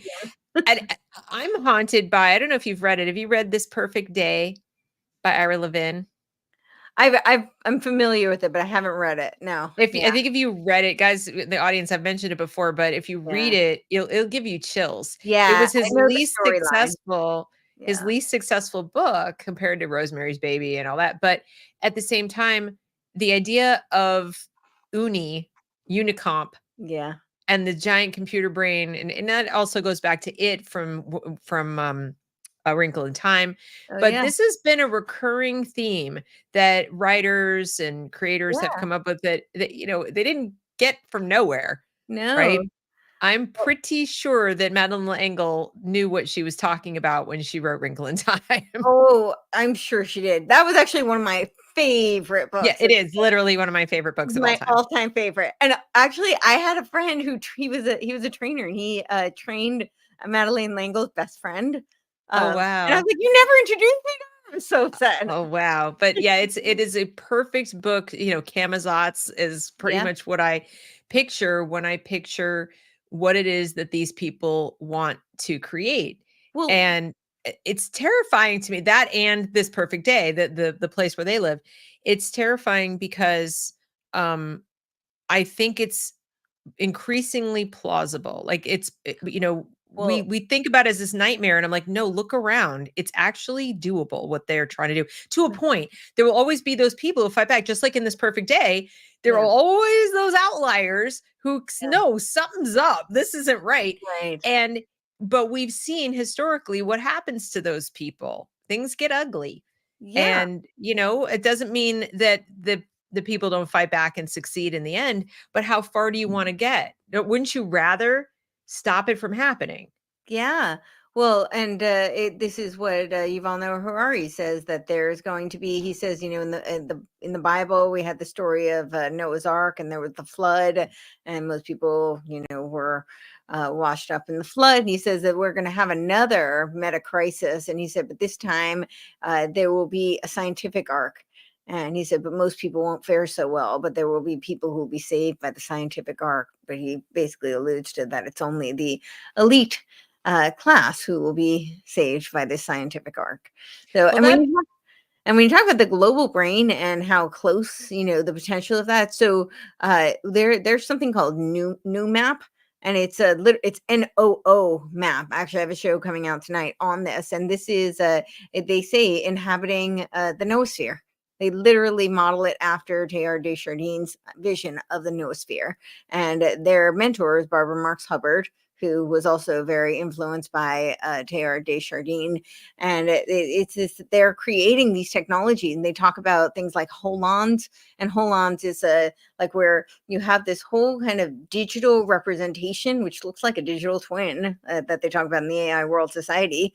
That is it's essentially like your LinkedIn profile, but it includes all your passions and your the ways that you could connect with other people. And it's this digital interface for each person. And they're talking about this using these holons to create the gnome map. They've now rebranded. They call themselves S7, and they have all these, like other names because their tentacles are very wide reaching, and they're always kind of rebranding. But they literally call it the gnome map after the noosphere, which is the idea of a global brain. So. And yet there are people who think this is awesome. Yes. And I think a lot of them are misled by what, they were saying with the language, because a lot of these people do use words like freedom. And, when they say freedom, they don't mean freedom the way you and I are discussing freedom. They mean freedom from. Yes, they mean freedom from, and they also mean freedom for the psyche in class. Yeah. They will be free. Yeah. And that's my last question for you, is because I get this all the time. Well, why would they want to do this to the world when they'll suffer too, won't they? Why would they want to destroy so many people, or why would they want to, risk civilizational collapse because so many people won't know how to do things, blah, blah, blah. And then I've tried to explain, like, no, they genuinely want to have the whole planet to just a very few tiny bit. They want the whole planet to be their playground, and they are like this big a group. And if every one of us dies, they don't care. Well, I think that's my theory. I think it would be better. I think they think, this is this idea of conscious evolution. So we're all supposed to evolve, and if those who don't get recycled and subsumed, and that would be better for this superorganism of humanity. And that's what they talk about. They talk about superorganism of humanity. We're not individuals. We're a No, superorganism. they say that. So Bruce Lifton, I think, is one of the ones who's most clearly outlined this. He talks about, he's an evolutionary biologist, and he talks about how we started out as amoeba, and then we become, these multicellular organisms. And then he says human beings are complex multicellular organisms. And the reason we're so intelligent is because we have so much surface area of membrane. And he says, but now we have this opportunity to co-create, and we can evolve to the next stage. But this is either we do this or we cease to exist. And the organism that we could evolve to is a superorganism of humanity. And he says that the membrane for this superorganism of humanity is going to be the internet. Yeah. So I where do these people send their kids to school? I don't think a lot of them do.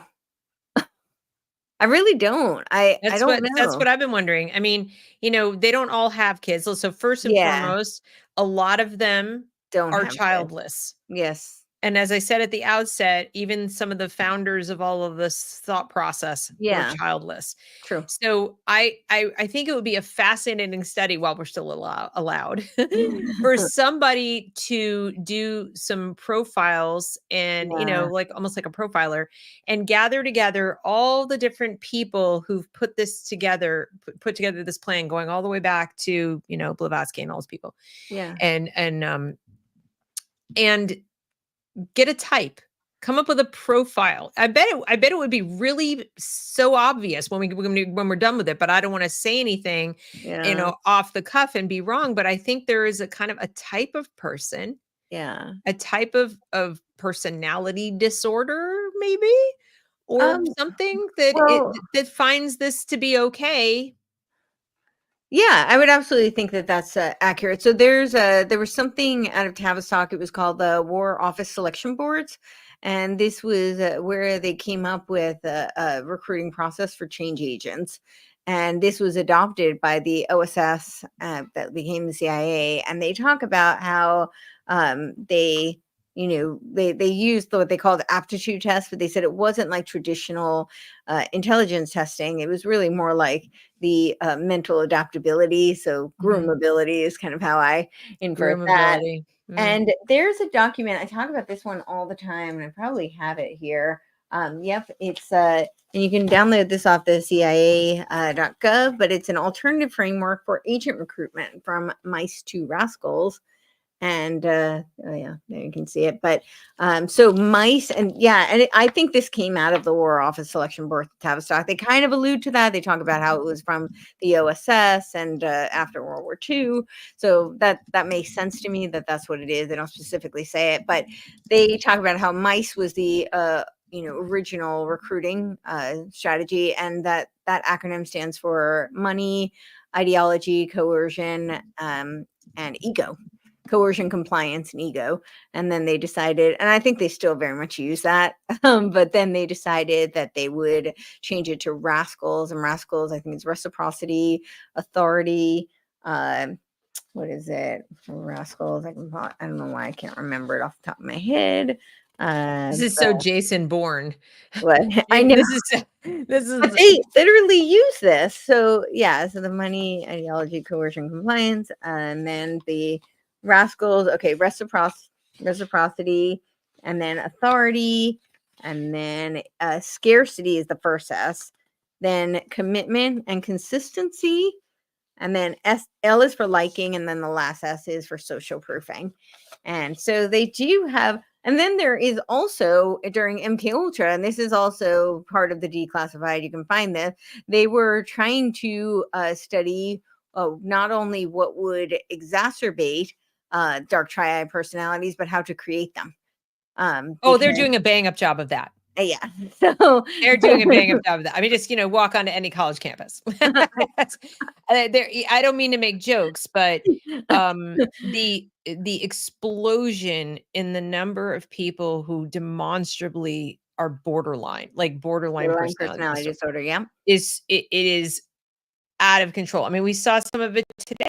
People crying on the internet. They're first of all, like, they're exhibitionists. I'm going to go in front of a camera and I'm going to show you my most vulnerable self, crying hysterically and telling you how terrified I am and all these things. This is so the histrionics. Yes. And then the suicidal ideation and all this stuff coming out. And if you don't do X, I'm going to do this thing to myself. I'm going to harm myself. I'm going to harm. This is textbook borderline. Borderline. It's not, I mean, would you? Yes, we have the internet, so people can do this and they get clicks and likes and maybe even make money off of it. But you could have just gone out in the street 50 years ago and done it. You could have screamed out your window. You could have, made a little. Borderlines did. Borderlines did, but it was super rare. Like if somebody did that, you'd be like, "There's the neighborhood Looney Tune," right? Yeah. Now it's like there's the Looney Tune on my floor in my dorm. Yeah, there's one at least, maybe two. At least one. And I don't mean to make fun. I watch some of those clips. I don't really go in for the let's make fun of them because I think they're sick. But watching them, like, these people have been abused. Of course. By the system itself. By, I don't even know what is going on in their households because some of us grew up with bona fide, personality disordered parents. Sure. I had one. Yeah. And that, somehow I survived and went on and lived. And like you pointed out, people can go on and make perfectly nice lives for themselves because I had another parent, I had grandparents, I had, friends, I had other things. Yeah. But these kids go and they sit in a school and they're bombarded with doom stuff all day, every day. Then the internet on top of it and all entertainment. There's no escape. Yeah, well, I had this theory a while ago, but now I think it's, spot on. Now I've done more research so I actually know that there is something to, corroborate it. But I felt like there was such a, boom of these borderline personality disorders, but it makes sense coming out of the Frankfurt School because they, the whole purpose of intersectional politics is to strip people of their core identity. So you don't have a sense of self, right? That's the cornerstone of borderline personality. And so they don't have a sense of self. So I always think of it as kind of like those air punching bags. And so that's kind of a borderline. It's like they Yep. get punched to one side and then they align, they kind of like use that to buffer themselves and they now take on that identity, and then they get kicked to the next side and they're like, oh no, this is my identity and this is what's happening. But this is a intentional social engineering product that is creating that Mhm. they're a byproduct of. It's so sad. It's tragic. Yeah. And I think that's really kind of where I want to leave people with is that if we don't pursue education liberty at a minimum in our own lives. So Yeah. if you're, if you're a parent or, even if you're not a parent watching this, if you're somebody who just cares about the future and the Yeah. culture, whatever, if we don't do whatever we can to make that moral case for the freedom to educate ourselves and our children as we see fit, because there are adults who want to go back to school and they're finding that I have to take this class, or I have to choose this, or I have to do it through this channel if I want to get the credential I need for a certain Yeah. job. Or even if you don't need a credential, you're just like, I'd like to go back and take some college classes, and you show up at the community college, you show up whatever, and it's like, oh, in order to participate in this program, you have to go through this like sensitivity training DEI nonsense. Yes. People are like, can I just not? Can we just not? So thank God that there is the internet and people can just teach themselves. Like you said, autodidacts. If you don't need a credential, no problem. But if you need that credential, you're funneled into it. So if we don't do this, the tragedy will be a loss of human everything, human creativity, human life. I think humanity 1.0, really. I mean, It's that's just what they keep saying. gone. They say they want humanity 2.0, which is a transhuman agenda. So I think humanity as we know it will cease to be if this continues. I Yeah, so when I talk about like school choice for me, like in terms of education, there is no other issue to me. Like that is the issue. We have to get rid of, you have school choice. As a parent, you have the right to educate your child however you see fit. that's If right. you want to put them in the public school system, I personally think the public school system should be eradicated completely. All Same. compulsory education should be eradicated. But currently, we still have that. So if you want to put them in a private school, you want to put them in a parochial school or a public school, have Yep. at it. If you want to homeschool it, do that. Right now, you have the right to do that. That is school choice. These vouchers are not choice, they are about marionettes dangling little strings with carrots on them so that Yep. they can control you. And Absolutely. that And is, I would just beg homeschoolers, if you're already homeschooling, yeah, please don't get lured into this trap. But yeah, what I think is happening, Courtney, is that it's not the people who decided to homeschool years ago and they've been homeschooling who are susceptible. They're fighting it. It's the people who during COVID yep, decided not to go back to school. That's not a homeschooler. A homeschooler is a person who made a conscious decision philosophically, I'm going to parent my own kids, I'm going to educate my own kids however I can. And I may not agree with all of their methods. I tend to not love unschooling, to be honest with you. But I mean, it works for some people. Great, knock yourself out. They're not my kids, not my business. right. But I'm talking about the people who just said, school ended, they stayed home, they did the virtual thing. They kind of liked it for a variety of reasons. Maybe it was safer, the kid was getting bullied or whatever. And they call themselves homeschoolers, but they're not really homeschoolers. They're using, Some sort of K-12 template. online, or they're Yeah. using something else. And they just want the government to pay for it. Yep. Or they want to pay for other stuff, like take us on our field trips, or to get, pay for my soccer classes or whatever. And I don't call that a homeschooler. And I agree. unfortunately, I think they're going to wreck it Well, for everybody else. I know I might be really cynical in saying this, but I think that was part of the plan. I With really, COVID, yeah. I think so I too. think that was a bit of a like a honeypot trap because all these parents are now home seeing and their kids are forced to be on Zoom. Now suddenly parents who were at work before had no clue what their children were learning in school. They're now seeing it. It's being shoved down their throats. Right. And they're like, Now they're going almost to beg for school choice. exactly. Oh, Yeah. no. I mean, Or they're starting to they take their kids out. Now they started to homeschool because they were horrified, but right. they don't know they're not homeschoolers in the true sense of, No. yeah. No. So And they're I also think that, I've told people before, and I got laughed at and, oh my God, mercilessly mocked when I said, don't believe the unions when they tell you they don't support this. they're lying. And they're like, what are you crazy? Oh, I'm like, no, they are lying through their teeth because on their agenda since 1930, pretty much, Yeah, but definitely since the 1950s, they're on record as supporting it. They want to unionize the private school of teachers. course. Yeah. And what's the fastest way to do that is to get taxpayer funds going into these institutions and Totally. then argue that they should be able to organize there too. But it's and on and on. I mean, they try to organize now. They're trying to get unions into the private schools as it is. But with government dollars, it's going to be that much easier. Also, tuition's going to go up dramatically. And the private schools don't pay the teachers as much. So they'll start whining and complaining about how they need to be paid more. So this has been in the works for decades and decades. Of course, they have to tell you they're not for it. Otherwise, you wouldn't be beating down the doors of your Republican lawmakers to pass it. If Exactly. Randy Weingarten came out and said, this is great, we're going to get unionized teachers into the private schools, you would be like, Yeah, exactly. screaming away. But as long as she maintains the illusion that she's fighting to get rid of it, and she wins either way. If they get public dollars into the private schools, then she gets into the private schools.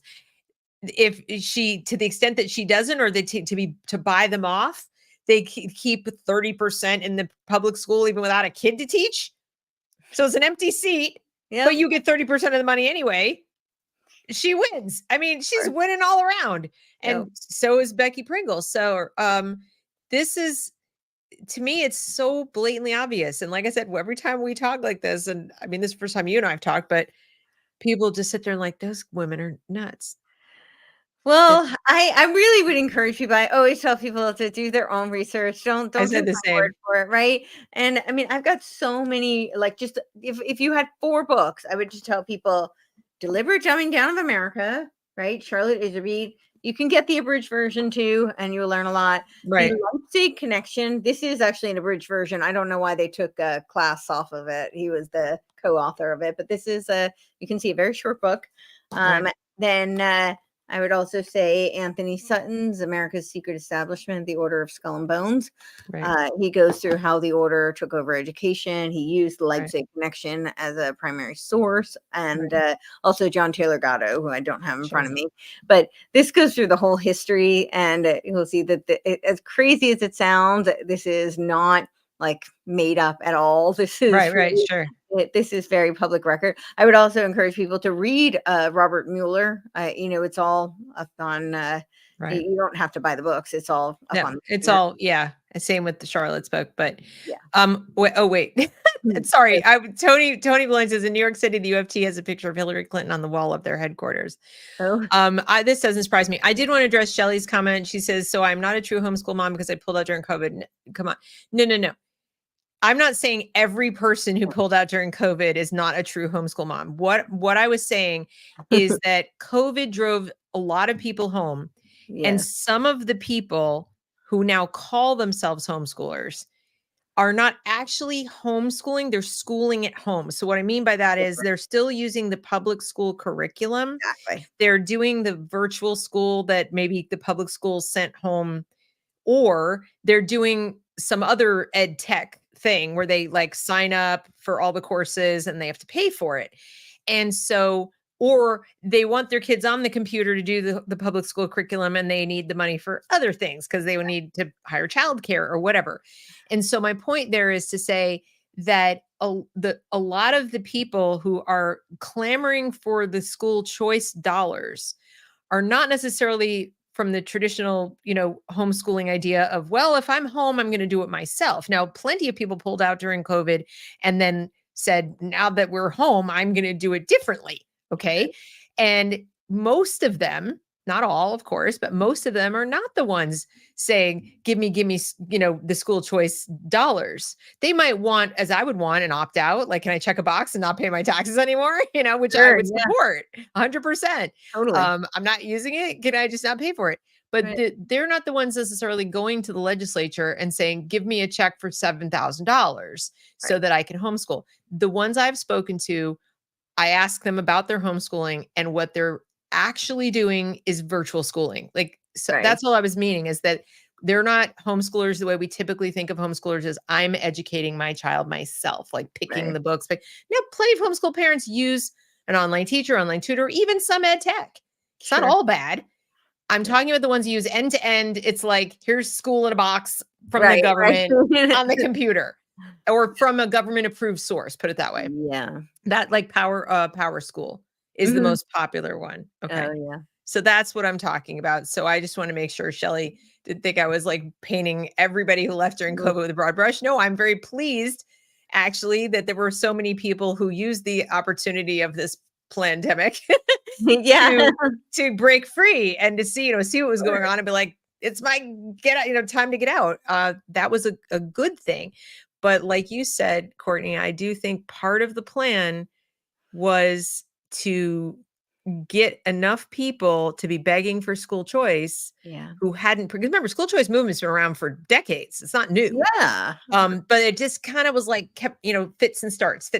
Like it would make some progress and then go backwards. Right. COVID really jump started it because of what people were seeing in their computers. Now, having said that, and I think you'll agree with me, I don't think most of the teachers were in on it. Like, in other words, I think the teachers No. are just poorly educated Yeah. by their teacher colleges. They're Yeah. just delivering what was given to them to deliver. I mean, teacher colleges are all just like indoctrination camps. Yeah, I think they have no idea. They have no idea. There's layers to this onion, you guys. And, your outermost layers, most of the teachers, even most of the administrators, they're just doing a job. They're just, some of them are true believers in a lot of things, but a Sure. lot of them are like, they buy into the PR that they're a hero. They buy into the PR that they know better than you. And that's about as deep as it gets. Yeah. And then you get down closer and closer to the generation of these ideas, right? The thinkers, the writers, the people in the universities with the PhDs and the going, and speaking in front of the politicians and so on. They know what's going on. They're Andy Weingardens. They know what's going on. They're in on it. They're in the inner, the inner circle. Sure. And that, but that's why it feels like our teacher's so nice. I'm sure she is. Yeah. But lots of nice people are involved in these things. That doesn't make them good. I No. bet you have a nice doctor too. I mean, somebody out there probably has a lovely doctor that they think is a nice person as they're prescribing them their statin poison. Exactly. Right. So, I mean, I'm going to get dinged for misinformation on that one, aren't I? Oh, no. Anyway, anything else, final thoughts on this topic or any other that you want to share? Well, I would say that even, some of the people who we talked about before, like who subscribe to the, Bailey type of, the Bailey Blavatsky, which is overtly Satanism.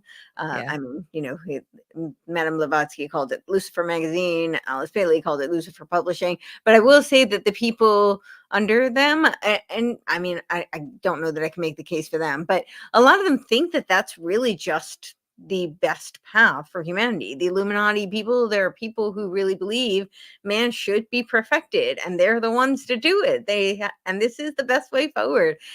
So it's not to say that they're all bad people. I personally think they're misled, but yeah, there are a lot of really nice people who are supporting some very dark ideas. So yeah, and it's really important to remember that most people don't set out to do evil things. yeah, exactly. They just do it because they believe the wrong things about reality, or they just get an idea in their head and they don't question that idea. They don't question the premises behind the idea. And that's why I wanted you to come and talk about the school choice thing, because that is one of those things that I don't think is getting questioned enough.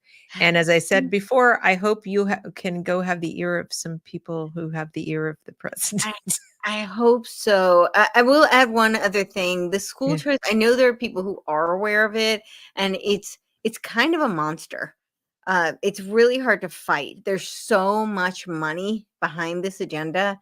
When they talk about the public-private partnership, this is a multi-billion dollar global, it's a worldwide industry. So there is a lot of money behind it, and there's a lot at stake for a lot of people. So there are people who have tried to sound the alarm on it, try pushing back, and they just feel like it's David and Goliath. They just have no ability to. That's But how I feel. yeah, I mean, I've been, I went to my state capitol, and it was really, I felt like I was beating my head against the wall. So I know it. I understand it firsthand. I would really encourage, especially parents, because you're invested, right? You care about the future of your children, but also, even if you're not a parent, you care about the future of humanity, because I do really think this is part of the plan to eradicate the free will of humanity. I know that sounds very bold. It sounds like a crazy statement to make, but if you've read as much as I've read, it really doesn't seem so crazy at all. It seems like that is literally their goal. And to me, that's pretty terrifying. So if you care at all about the future of humanity, but certainly if you care about the future of your children, I would say this is really, if there's an issue in education, this is it. And nothing else really matters other than the freedom to educate your children the way you see fit. And yes, parents make mistakes, but those are your mistakes to make. And hopefully your children are resilient enough, and you'll have the freedom to correct them. Whereas if they're in a system, you don't have the freedom to correct the mistake that they make. So Right. I just saw a question come up, and it's highly relevant. Savvy says, is it really feasible to dismantle the Department of Education? Well, as a department, my answer would be, yeah, but it won't solve the problem. Right. I would agree with that. Agree with that. The problem is that this agenda, and they rebrand and they restructure things all the time. So I'm all for doing away with the Department of Education, but I think the problem is way bigger than the Department of Education. There's so many tentacles. I think the first step for Trump is he really needs to get us out of the UN and its tentacles. So not that we don't have our own problems domestically, we certainly do, but a lot of them come from the UN. A lot of them do. A lot of them do. But even the ones that don't, but a lot of them do. And this is the thing. It does not have to be like a political or a moral statement. I mean, he's a business guy, right? That's what we're always being told. And just say, hey, this is just a budgetary issue. The latest, most recent stat that I can find is 2018. But as of 2018, the United States was funding 27% of the UN. This is why they say they don't think they could survive a Trump administration, because he said he would defund the UN. 27% is like a tremendous amount. I don't think they could survive without our funding. And that's all he has to say is, our budget we're really way overextended. We can't afford this. So yeah, we're just not writing that check. That's all he has to do. And that's just like a businessman, right? Oh, we're just looking at numbers. Yeah. And if we pulled out of the UN, that means we pull out of UNESCO. It means we pull out of the WHO. Yeah. And all of these various tentacles. So that would be huge. And then we could start thinking about, what does it mean to have education liberty? What does it mean to have cognitive liberty? What was the vision of the founding fathers? Why was education even important to them? And what did it really mean? I think we should start asking some of these questions, and we could get closer to having those answers if we didn't have a global agenda. I don't feel like I mean, everything I've read of them, there's nothing in there about perfecting man, because they knew they weren't God. Yeah. That was kind of God's gig. You're gonna do better than God. Okay. But it was about preserving liberty. So that everything was about, okay, we've kind of defined it. For once in human history, we have put it down on paper what it is. We've identified it. Here it is. This is what it looks like. We have the common law. We have these rights.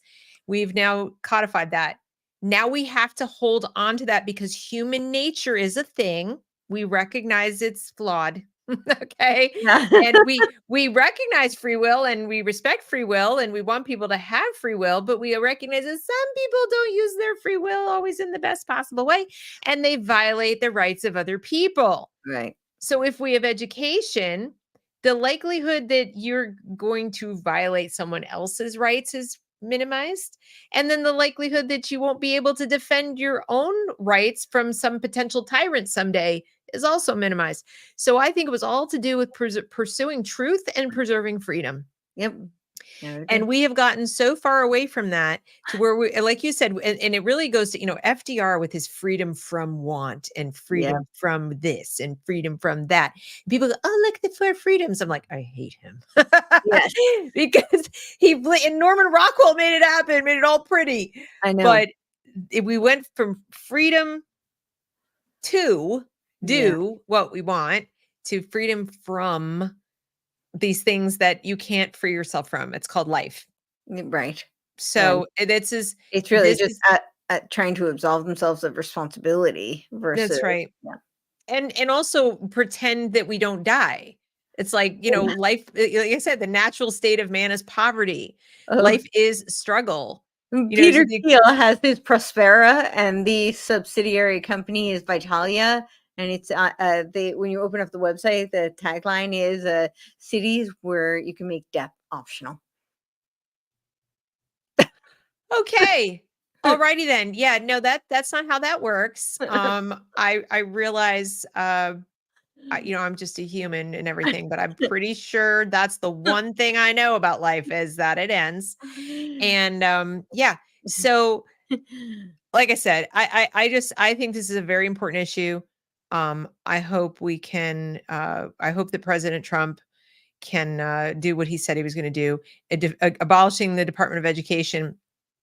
Like you said, it would be great, but as long as there's a giant pot of our money, and as long as there's a compulsory education law, in every state, then it wouldn't matter. Now, cutting off federal grants and getting rid of the UN is a good step. It'll be a lot harder for them to pay for garbage, but they'll just raise your property taxes. Yes, they'll get their money because why? Because they're going to go up. What? I can't. It was South Dakota or North Dakota. One of them was doing away with property tax. I don't know. Yeah, one of them was proposing to, and that is awesome because I know actually our founding fathers loved property taxes, but it was very different then. They had different reasons, but I despise them because it means going back to what you talked about in the beginning with us being a renting population. You will own nothing and be happy. Well, we already have that. When you buy a piece of property, you think if you own nothing, you should own the home that you live in, the land that you tend to, right? But you don't, because what happens if you default on your property taxes? Then they get to take it and it gets seized. And this means you lease your property from the government. That's right. I despise this. The other thing I want him to do is I want him to, at a minimum, to suggest, he can't at a federal level legally, but I would love it if he would suggest to the states and really make a case for it that senior citizens who own their homes outright, because there are some that own their homes, that they shouldn't have to own their home outright. What? Like, oh, you mean like if they what I'm saying is if you own your home and you own your home, you should not be subject to, first of all, I think property tax should go away. But imagine the person who owns their home and they're senior citizens, and now they come along and they keep jacking up their property tax and jacking up their property tax, and then they can't keep the home they live in that they own because they're renting it. This thing that they paid for 35 years or 40 years, whatever, and they're renting it back from the county and the state. That's got to end. That's just absolutely got to end. And tax and Social Security. Well, Social Security needs to end too. I agree with all that. There are ways through land patents. It's a whole tangent, but not every state has a viable access to land patents, but that is a potential loophole for people to look into if they want to. Yeah, we've got to come up with creative ways to Gen X we're all going to be senior citizens soon. I know. We got him across the finish line. Now we got to make sure he makes some policies that protect us. I'm kidding. Yeah. Anyway, I can't thank you enough. This has been a lot of fun. It's always fun to talk to somebody who gets it, and you totally do. So that was a treat. And those of you who are not already, I mean, I'm sure everyone is, but anyone who's not already listening to Courtenay's podcast, you need to go and get yourselves subscribed to that so that you can listen and regularly. Tell them where they go. So CourtenayTurner.com is probably the best place. Then you can pick which platform you like. I'm pretty much on every platform except for the ScrewTube has canceled me 5 times, so I've kind of given up. Watch But them demonetize this. Oh my God. what? What did you say? Watch them demonetize this No. show. Well, I didn't use the label, but yeah, so yes, so hopefully not, but yeah, so I'm on every other platform, but Courtenay Turner is spelled like Courtenay. So it's Courtenay. It is pronounced Courtney, but I spell it CourtenayTurner.com. It's probably the best place to find me. And I'm at Courtenay Turner on X. And yeah, all my social media and platforms are there. But I'm on every other platform pretty much. And when are you writing your book? So I have started to outline some chapters.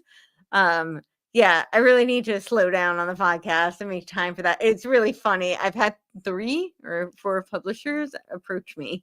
So I guess my husband keeps It's saying that. time. He's like, that's just he's like, I just see that. He saw that like years ago. It's like, what? Why? No, it just seems so daunting to me, but yeah. No, you need that. That's a given, because we need to have that on the shelf next to the Charlotte Iserbit and next to the, other stuff. No, it needs to be there. I think you were I don't know if you've read Timothy Sandifer's book, Freedom's Furies, but you should. If you haven't, you would love it. It's it's a book about Isabel Patterson, Rose Wilder Lane, and Ayn Rand. And yeah, it's fantastic. And so I think of you as one of you're one of the Furies of the 21st century. Oh, wow. They were the 3 Furies of the 20th. And I think you're solidly one of them for the 21st. So wow. Well, someday somebody will be writing a book about all the things that you said passionately and frequently that people didn't listen to then. So I've been calling myself Cassandra for quite some time. Well, when you read this book, you will be amazed at the perspicacity of these 3 women, in particular Patterson and Rand, I think, and just how they were relentless in saying things that nobody wanted to hear and nobody agreed. Well, I'm saying nobody, a few people agreed with, and they just wouldn't let up. And they wouldn't let up. So it's called Freedom's Furies. Freedom's Furies. Okay. From Timothy Sandifer. And it's really eye-opening. I mean, just on the stuff about FDR alone is worth a read. But it goes through these 3 women and sort of their 3 different career trajectories and how they came to their personal philosophies and their writings, whether it's God and the Machine or the Little House books or Freeland or, Atlas Shrugged. And I just found it fascinating how they came to write, think the way they thought, write the way they wrote, and where they diverged, how they disagreed with each other. Patterson believed that God was the center of things, and Rand, of course, did not. And so, but yet they were still friendly for most of the time. They parted ways in the end of their lives. But it's just fascinating to know that back at a time when women were, I wouldn't say oppressed, but certainly didn't have the freedoms we do now. They were speaking out as loudly as you are in their way. There was no internet, but they used every possible channel they could. And so I think when we talk about strong, intelligent women, speaking up for freedom, for liberty, especially in this cycle, it was all like, oh, women, they're all statists and communists and they all want that. Go read about these women. They had more spine than any of the men at the time who were in FDR's administration, Hoover's administration, etc. Some of the ones that pushed back on them, and they're like, nyeh. I'm sorry, what? These women were tough as nails. So I think you'll really enjoy the book. All right. Well, I look forward to it. I will definitely check it out. Yeah, these people who think that women were always like meek and docile and quiet. I mean, or conversely, always control freaks like the prohibition teetotaler ladies. I mean, those people have always existed. The cat ladies have always existed. Okay. But they're also the men who enable them. So, I mean, it's not a sex thing. There's a personality type that likes to control what other people do with their lives. They have always existed. They will always exist.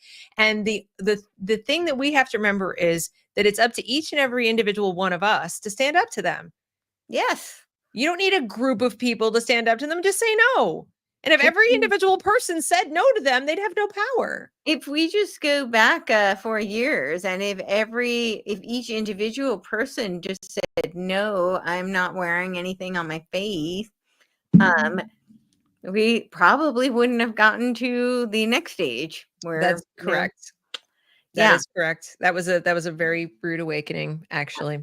Yes. All right. All Well, right. this has been a joy. Thank you so very Okay. much, everybody. Please go follow Courtenay and please like and share this broadcast. As always, if you're not subscribed, please subscribe to this channel and consider supporting the channel in one of the ways listed below.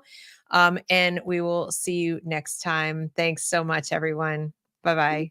Thank you.